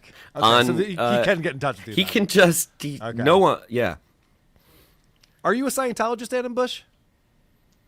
No. No. But I'm like, I'm fascinated by it. And I've always been, even before I knew any, before I even moved to LA, the documentaries, the books, I'm all about, you got a way you think we should live. I want to hear it. I would follow that stuff. I'd go to see Joel Osteen. I'll go see anybody who says they think they have the answers. And then when I became friends with them, I already had done the thing. And you can, my 30th birthday party I held at the Celebrity Center in Hollywood, the Scientology one, because there's a restaurant there called the Renaissance that's open to the public. And you can just get a table, and it's a fine restaurant. They don't serve liquor, but they serve wine. And someone's going to come up to you. We knew they would and say, do you guys want to take? Yes, we do. That's why we're here. And they take us around, and you do the whole thing. And I still have, I think, the stack of magazines and stuff that they gave me. I think if you're broken, like in a deep way, you could be susceptible to something like that. And it could even help you. But there's a thing where they tell them not to. Deep way. Okay. Or maybe I was, but I'm not anymore. It's a different kind of broken. I don't know. They tell them when they're proselytizing on the street, on the sidewalk, trying to get people to come over, don't waste your time with blacks or Jews, because they're going to talk your ear off all night long, and then they're never going to do it. And I have felt that they can see me coming, and they're like, let's not, because I'm too interested. Yeah. I'm too eager. That's funny, yeah. It's the same waiting tables, too. But the other thing I was going to tell you is that you describing eating in this restaurant in the center of Scientology, it's like, you ever see those people go to Africa, they put them in these plexiglass things, and they just let lions roam around them, and like the lions are up on the thing? I felt like that. So dangerous, all that Scientology around. I got there early. I was the first one, so I was just walking around, and the second I stepped onto the lawn, the backyard there, somebody in a suit with a bow tie was like, hi, can I help you? Yeah. Are you looking to, like, what are you doing? I was like, oh, just, yeah. Listen, you put your finger in the e-meter, and it goes up and down no matter what you say. That's right. So it's whatever you want to see. Ava's laughs are giving me life. Great work, y'all. From John Dalton. Thank you. Mr. Blue Sky says KB reads Playboard for the articles. That's a good line. OG Mumbling Nick is here, gifted a membership. Thank you very much, OG Mumbling Nick. I love that guy. Eric Demery with a super sticker. Thank you very much. Stewie Felt, $5. Adam and Clearwater Chad need to do a show on Scientology. Oh, yeah, that's a good call. Clearwater Chad's into it, too. Yeah, I never got his stance on it, though. I don't think he's pro-Scientology, but who would know what he's into say, aside from eating hot dogs? There's a lot of stances we don't know. The only thing I know about him is he really likes hot dogs. Yeah. Adam, did Tom Cruise pack your fudge? Great question. It needs to be asked. No, I've never met Tom Cruise, but I hear he's a Scientologist. I think that's true. Daddy Poopy coming in from supertip.gg/WATP. God damn! That Keanu broad is annoying as hell! Who is listening to her? That show must have a high viewer suicide rate. Hey, Carl, that haircut blows. All right. That show looked like it ruled, especially after watching KB for a few minutes first. I don't know what you're talking about. That was a great show. Oh, now my super tip is stuck. We're stuck. All right. Do you guys want to watch some Opie stuff real quick? Yeah. Of course. I was hoping so because Opie's been doing these pranks, as you know. He loves the pranks, and he goes around Manhattan. And this one is hilarious because there's a school bus lined up outside of the school. And Opie pretends that's probably his bus to get home to Philadelphia. Oh, boy. And I should point out, I didn't pull these clips. These are on Opie's channel. This is on Opie Radio. It says Opie he's gets proud on of the these. wrong bus. He's proud of this. He curates this for us, which I appreciate about him. There's no other guy we cover who does the work for us like this. Oh, shit. Is this the bus for Philly? Is this the bus for Philly? I'm ready to go home. No. Oh, shit. What bus is this? This is not you. Okay, I'm sorry, bro. Go back to sleep, all right? And have a good weekend. All right. What happened? I wish you a better weekend than last weekend. What happened to me last weekend? I'm saying I'm wishing you a better weekend than last weekend. I had a pretty good weekend last weekend, though. How it was? It was really chill. It was nice. Nice? Went and saw Thunder. Jesus. Opie's got nothing. Meanwhile, the bus driver's prank is much funnier than Right. Opie's. Oh, he He's turned it actually- around on him. Yes. This guy's actually making small talk like, hey, man, come on. Let's hang out for a minute. He triggered him right away, too. Opie's like, I'm doing great. Yeah, right. What did you do last week? I was like, Went and saw Thunderbolts, the new Marvel movie. And you were getting nice and better than last week. I like how you think. Maybe a little, you know. Right? A little bit? No, I don't smoke. All right. You think I'm smoking? Why you say that for? I'm just being friendly. Everybody smokes now. dude, the way he talks to people, he has no respect for them. I'm just being friendly. Well, yeah, I'm sorry, go ahead. No, I was just going to say, like, this prank is like a premise with no punchline. Right. Yep. Yeah. He's kind of like, look at this black guy. I mean, he talks to black people and Chinese people the exact same way. Like, yes. Yeah, it's weird. Ava, I don't know if you watched Blind Mike Project this weekend, and I have some clips on here we can get into. Sure. Opie decided to go to Harlem, and Opie loves to say that Anthony's the racist, but Opie, through his actions, proves that he is actually the one who thinks these people are less than him. I 100% agree. His racism really leaks through in these like absurd videos he's very proud of. And this episode of Blind Mike that you're talking about is an epic one. Everyone should definitely check that out. Yeah, The whole episode is it's great. Amazing. I'm just being friendly. Everybody smokes now. I'm saying, I'm trying to make you happy, to feel happy. Bro, can I? So right now, Opie's wheels are turning. He's like, okay, how do I milk this? How do I get some more bits out of this? And this is what his thought is to try to get more content. Happy. Bro, can I go to the back of the bus like the old days when I was like a kid? Wow. I'm live streaming, by the way. Don't.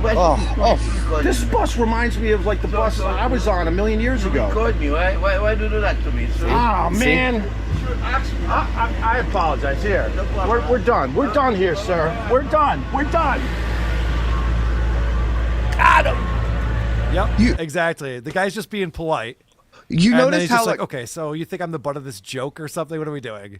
You notice how repelled he got when the person started just having a human moment with him? He went into that high register Opie, like weird, annoying voice that he does. Yep. Like it just set him off. Like he had no idea how to deal with the person just being normal. Don't ask a black bus driver if he can go sit in the back of the bus. Come what the on, fuck? he's a fucking douchebag. Yep. Dickbag. We're the ones who are racist for even seeing that in there. He didn't even think about it. We're the ones inferring it in there. He wasn't even thinking about race. That's how not racist he is. He never even thinks about it. Yeah. But that's what racist people do. It's like in their head, and so somehow back of the bus had to come out. It just permeate through him. Yeah. Yeah.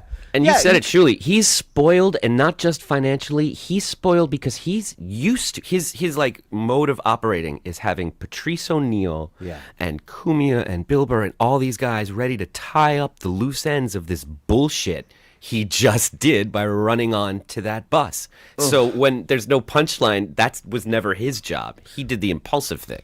Like a great example of that, a great moment from the past in O&A is when he told the story of when he broke his nose at the beach and thought he broke his neck when the wave, Opie got slammed by a wave.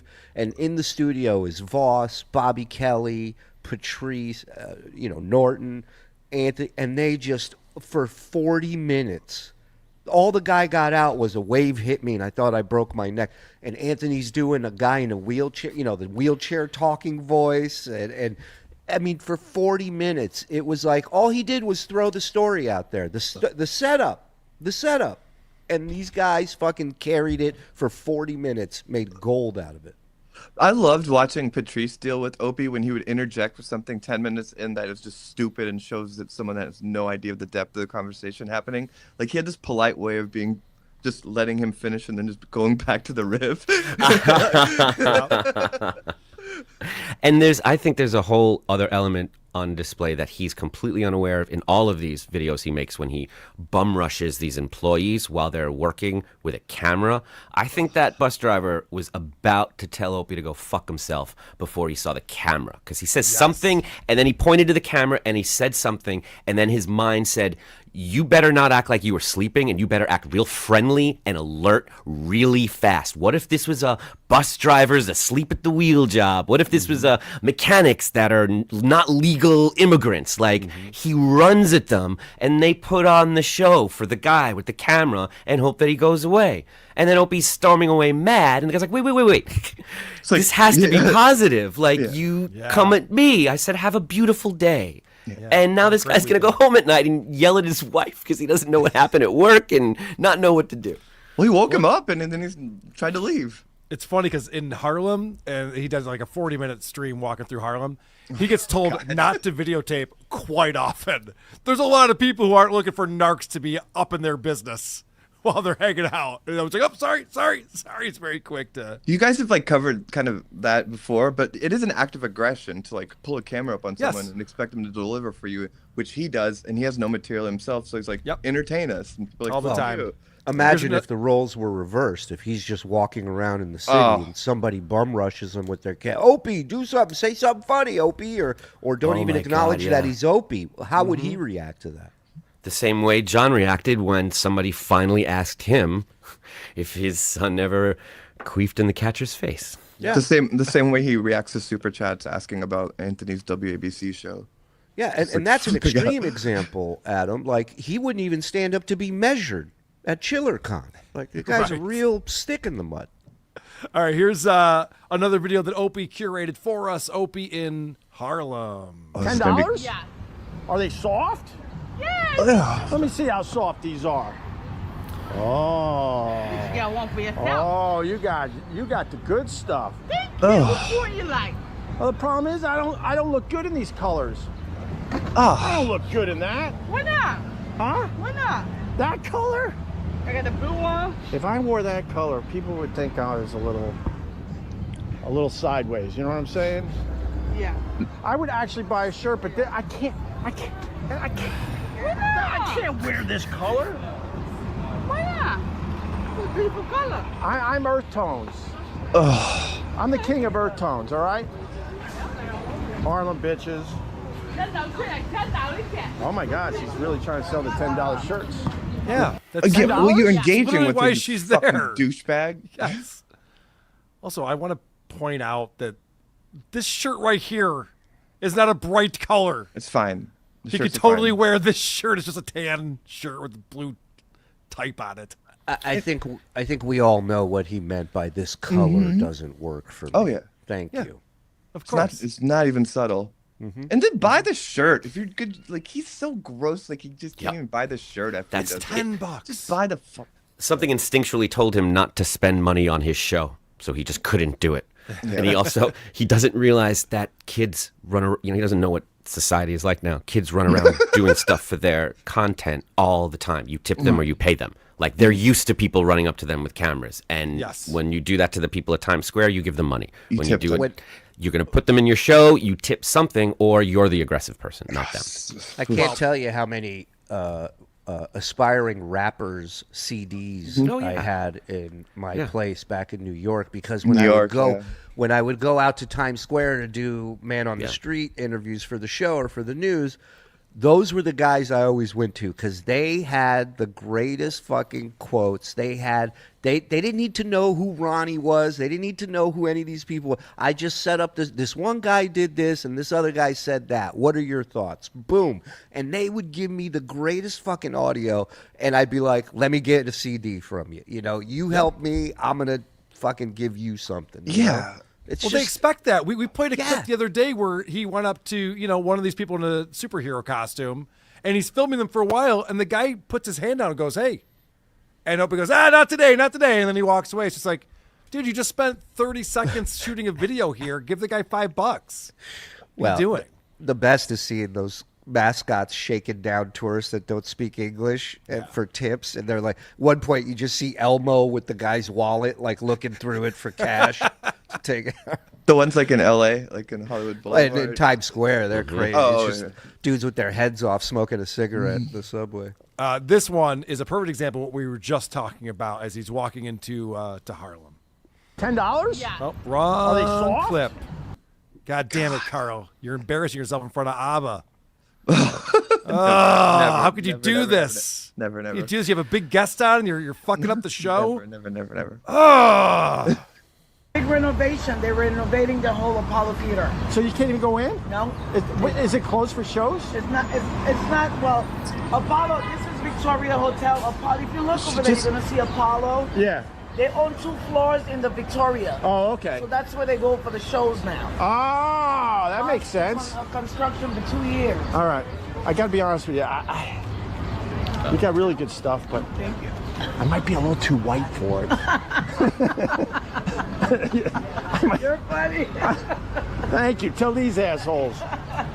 Like, I can't. Look, if I wore this, come on. So again, he's engaging with a person who's selling things on the street, and he's having a conversation, and she's giving him information about the Apollo Theater that he needs, and then, I can't wear this. I'm too white for it. She goes, you're funny. He goes, tell these assholes. He's literally talking to us. He's talking about his chat room right now.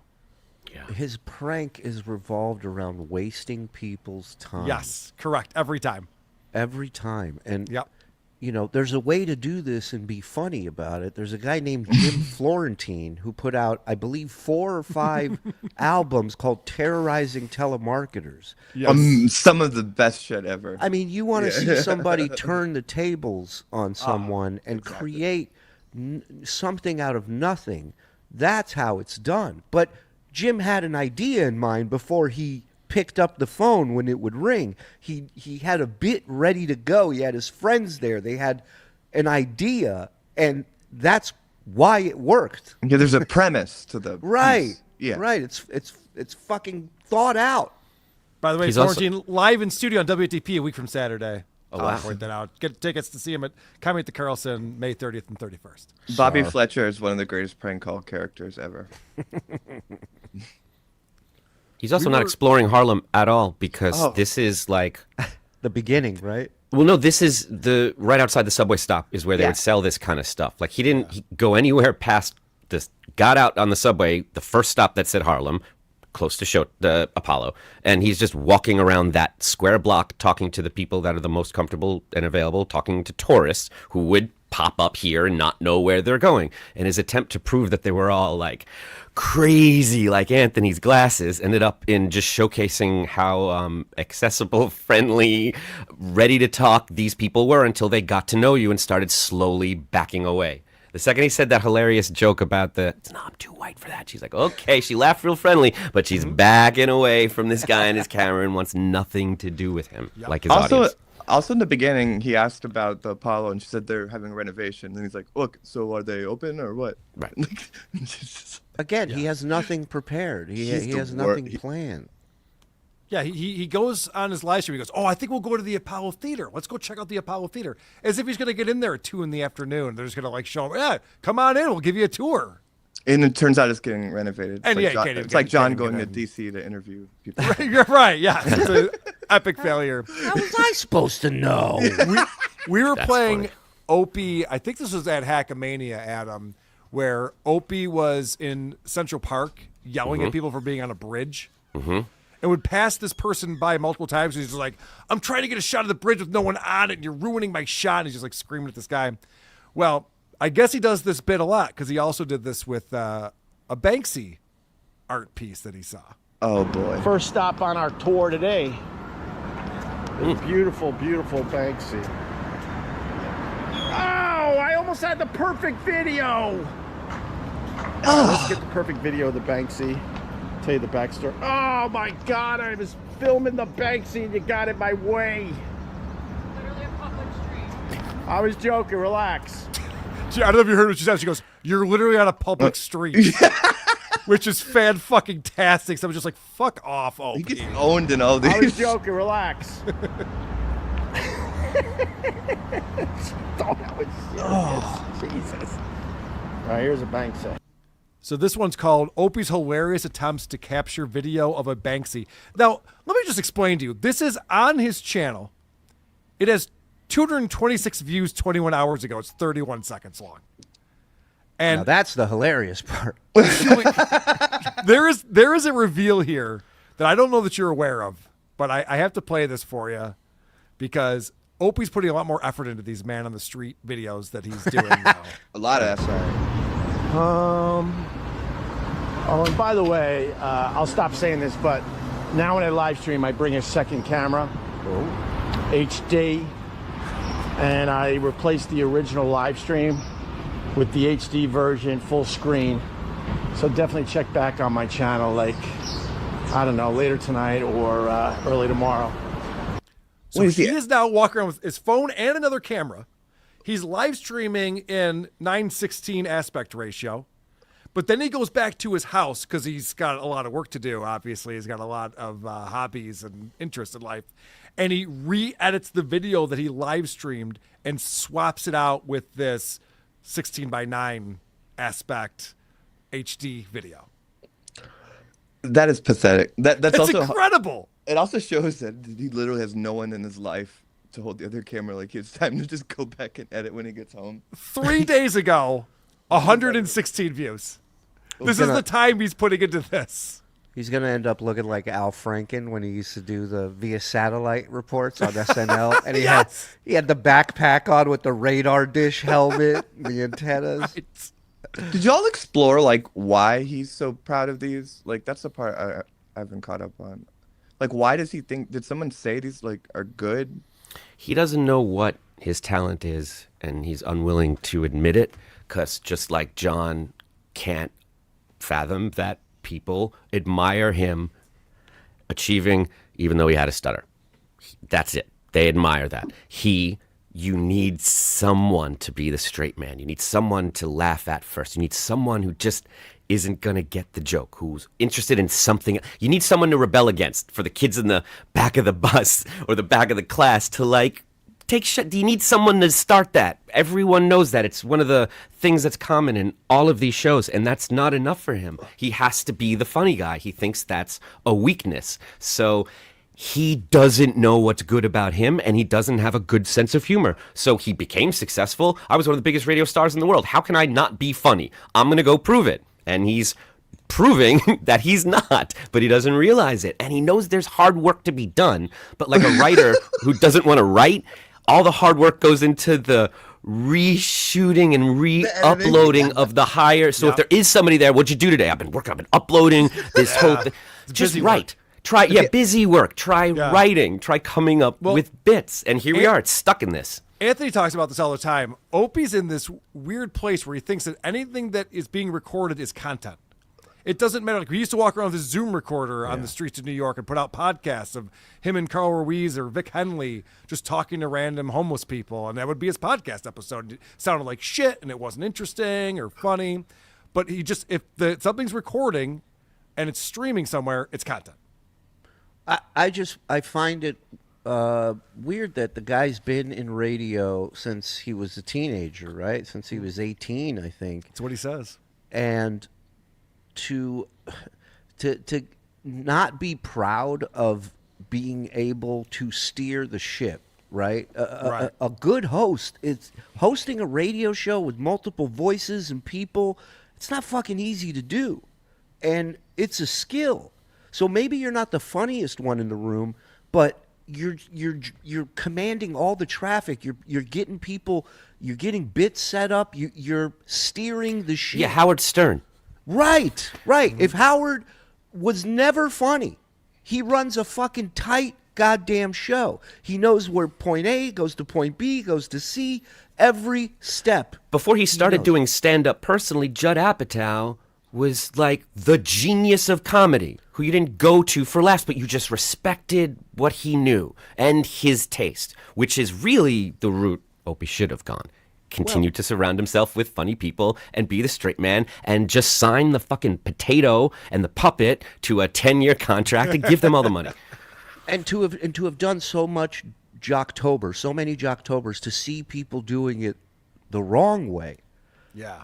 To not be proud of yourself for being a really fucking good host, man, and steering a ship that they did shit nobody was doing. Nobody threw 3-4 comics in a room with no agenda and just let shit happen organically. Yeah, he was part of a team. They did something special. Right. That's the thing, man. What's incredible about it, I don't know if you've seen the most recent Opie segment we did on WATP. I posted it as a clip on our YouTube channel. But it turns out, and I had no idea this was the case, we were listening to Opie and Anthony from 2005, where they were talking about back in 1995, when Opie was started having Anthony on his show kind of regularly, and they were started to build up a rapport and work together. Opie then sent out tapes, and there was a job offer, WAAF in Boston. And when he got the job offer, the station they were on, WBAB on Long Island, went to Anthony and said, "Do you want this slot? We'll give you the 7 to midnight slot that Opie has." They were ready to hire Anthony as the evening jock, which is shocking when you think about how I always was told Anthony needed Opie around because Opie was the radio guy who knew how to do it and keep things moving and steer the ship. When this station themselves went, "Yeah, bye, Ope. Anthony, we'll hire you to do this job." He was literally offered Opie's job. What was even more revealing in that segment you just mentioned was that Opie was so comfortable admitting that. Yeah. In He didn't front of understand what he was Anthony. saying. And that they were both so close that he knew, I'm going to say this thing that makes me look bad and my buddy's going to support him. And he did. And Anthony immediately chimes in with, and Opie could go wherever he wants to. I'm sure he could get a gig on any radio station, but that's why I passed on it, because I wanted to do this thing with this guy. And they both were complimenting each other. It's hard to believe there was a time. And isn't it interesting that now Opie in his revisionist history says that Anthony was plotting against him and sabotaging him the entire time. And you saw that loyalty even 10 years in. From the beginning to 10 years in, there was still that loyalty that Anthony had to Opie, that he was supporting his buddy on this. I think Anthony was always grateful for the opportunity. I feel like, and I don't know him personally, and this is just my opinion, but I feel like Opie was always looking for the next thing. Opie wasn't grateful. He deserved it, and he could do it again anytime. None of these things were a factor into this working right now. Right. I think that aftermath of Anthony getting fired and people talking about Jim and Ant's chemistry broke his brain, and he's never recovered since then. Yeah. Yeah, because he did think he was going to be successful without Anthony. He talked about it a lot. Mm-hmm. And so he tried to put together a couple of different shows, and eventually was. What are the chances they gave people two were telling him chances on this? Sirius, one chance on podcast or whatever the Tim Sabian hired him to do. I just have one last because I got to bounce, but I just want to throw this. It just hit me that the similarities between Opie and Anthony when Opie brags that Anthony had a job offer.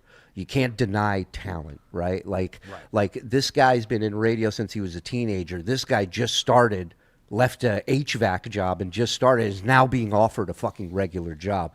That's radio people seeing something in Anthony that even Opie didn't see. Right. It's wild. Yeah. No, that was very telling. And it shows that this could have worked out very differently. Anthony could have just gone on to become a jock and do a show, and who knows? I mean, we know he was on the Howard Stern show and had a great appearance on there. Killed. Yeah. If he wasn't on with Opie and the Opie and Anthony show, he might have gotten an offer. He might have become a regular contributor to Howard Stern show. Buddy, I got a jam. Adam, Ava, Carl, all the Julie, best. you're the best, buddy. Thank you so much. You guys doing a show tonight? Yeah, we'll be on tonight at 8. We're finishing up a really early audio podcast that we started last night of 2018, episode 1. I think this was after the Pescatelli podcast. And, John, it's in rare form. We got a little bit left of that. We got a little bit of video package. Then we're doing a raid for the members. So tonight, 8 o'clock. Thank you, guys. All the best. Bye. Thanks, Julie. See you. What I love about those early episodes of Stuttering John, because we've been going through them in our Living in the Past series on our Patreon and YouTube membership channel, is John's podcasting in 2018, long before the Dabbleverse, even episodes before we made fun of him on WATP, was still in this mode. Like, he makes it seem like everything happened to him. And wow, everyone's just like piling on me. What's all this about? He was bashing everyone. That was his show format. He was going after Artie. He was going after Gary Delabate. He was going after Anthony. He was calling him Pocky back then. Like, he was going after everyone all the time. So it's like, the fact that we found him and started making fun of him, he deserves all of this. Yes. This was the format that he chose for himself. All right, we have some super chats I want to get through. Naturally Negative coming in. The problem with this prank is that the average bus driver is better at talking than Opie. Everyone in those videos. All of his pranks fall flat because everyone's more comfortable in their skin than Opie is. Opie has to go to voices and sayings and catchphrases. You played something on the Saturday WATP where somebody was on a podcast and the first question they asked him was like, so how was your weekend? And the guy like froze. He came in with all this high energy, and then when asked a question, he actually couldn't answer it. And It's amazing. It's amazing. He needs them to just be token Black people and Chinese people that don't say anything. But when they say something, he's just like... Yeah. And Opie has the same response as this first-time podcaster. This guy's a legend in broadcasting. And some guy says to him, why was your weekend so great? And he's like, I've got nothing. Yeah. Nothing at all. Yeah. How long have you played guitar? Since I discovered Nirvana after Kurt Cobain died and I was a little kid. So 10 or like... Yeah, I don't know, when I was like 10 or 11. Since you were 10 or 11? Uh-huh. I also learned guitar by playing grunge music, and it really set me back for many years. Well, yeah. Well, you know your scales and stuff. Yeah. Grunge music will make you think you're a good guitarist when you are not. Like, it made me not want to be a good guitarist. You're right, yeah. For a while, it's like, oh, guitar solos are lame. Who does that? Major Tom reports, Ope's less likable than John. That's a feat. I think I absolutely agree. In some ways. He's the only one that makes me like a little angry with what they do. John, you know what I mean? John's a drunk. John's out of control. Opie has all of his faculties and treats people like shit. He's like he's vile and immature and You know, the bit was supposed to be he was convinced that he's going to show up to the Apollo, whether they're open or not, and somebody's going to get real mad at him and put on a show for him, and he's going to get to capture it. Not that the show was him. Yeah. Manifest Destiny Soul says, Danny could have acted like Opie and not be in prison. I don't know. Rebel Trenchcoat, a Colombo podcast, another $5. It was heartbreaking when the bus driver said, Why did you do that to me? When Yeah. Opie asked about going to the back of the bus, like in the old days. I love that the bus driver just went for it. He immediately picked up what Opie was doing and just asked him directly about it. And Opie just started running out of the bus, but had to get that back of the bus thing. And it's just really gross with him. And what if the bus driver said, yeah, sure, man, go walk to the back of the bus? What would that have been? Opie had no idea what he was trying to do. He's got nothing. He's got nothing. He wasn't going to accomplish anything. This is like the unfunny Yucko the Clown. Yes. Yucko's way funnier. I agree. Wes Little, $5. Opie used to lament about his mother's mental illness on the show all the time. Poor guy doesn't realize he inherited it. He really does have the same mental illness as his mom. The vengeful Quinn Vickers. And think about what the version that we're seeing of Opie is the version he's putting out there for us to see. So this is a curated version of him that we're all going, oh, this man is spiraling. He's a mental case. I can only imagine what he's like when the cameras are off and he's living his life. He went and imported the files and then edited them with the higher res. Yes. That's why it's hard to look away, and why I don't feel bad necessarily making fun of it, because it's his show.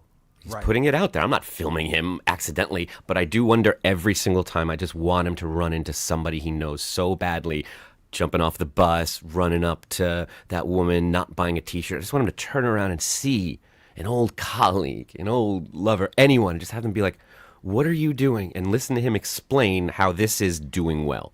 I want to fly to New York and just be that person where he's just like, oh, look at this fucking brown trans person. And I want to yell at him so bad. He's the one person I never feel bad for. Like, there's moments with Kevin and John where I feel bad for them. Opie is just, I'm with this you week on at that. least. Yeah, he's garbage. The vengeful Quinn Vickers. What are the odds of Opie getting arrested during one of these shit pranks? Love the show, guys.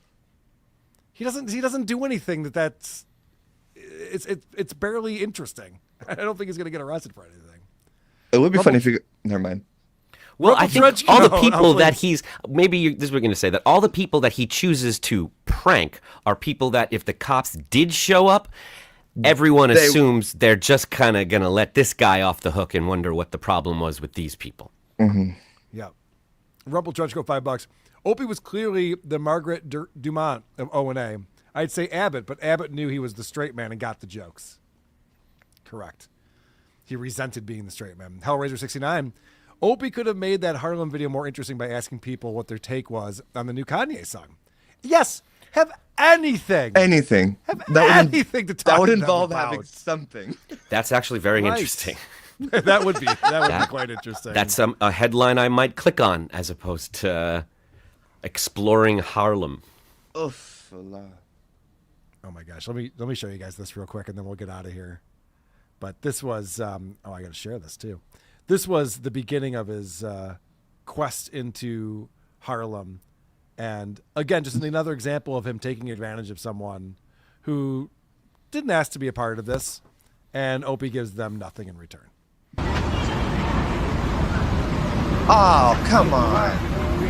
Man, that looks good. Yeah, man. You got the juice too, bro. Juice is very, very refreshing. I'm live streaming to the world, by the way. Hey, man, what's going on, man? Coming at you live from Grand Projects. It's your boy Tony. We got the real Black Sea watermelon out here. Listen, we promoting health as well. Right. Okay, how much money you got, man? You ain't got your health. You don't have nothing. That's why we outside, man. We doing it because we love the people. I hear you. I just can't walk around with a half a watermelon right now. I got a bag for you. No, the guy's like, oh, you can. You can. I got a bag for you. We'll throw it in the bag. You can purchase a watermelon from me. And Opie could even buy a watermelon and hand it to someone. You know what I mean? There's so many things he could do here. And I just lost my my screen again for some reason. But this is what content is to the Opster. What's your reaction? The fact that he doesn't realize that those people are putting on a show for him. They're playing a character to appease him, and he thinks he's getting one over on them. He's not in reality. He doesn't realize what he's filming, and he doesn't know what he's putting out there, and that he's the butt of every one of these videos. Yes.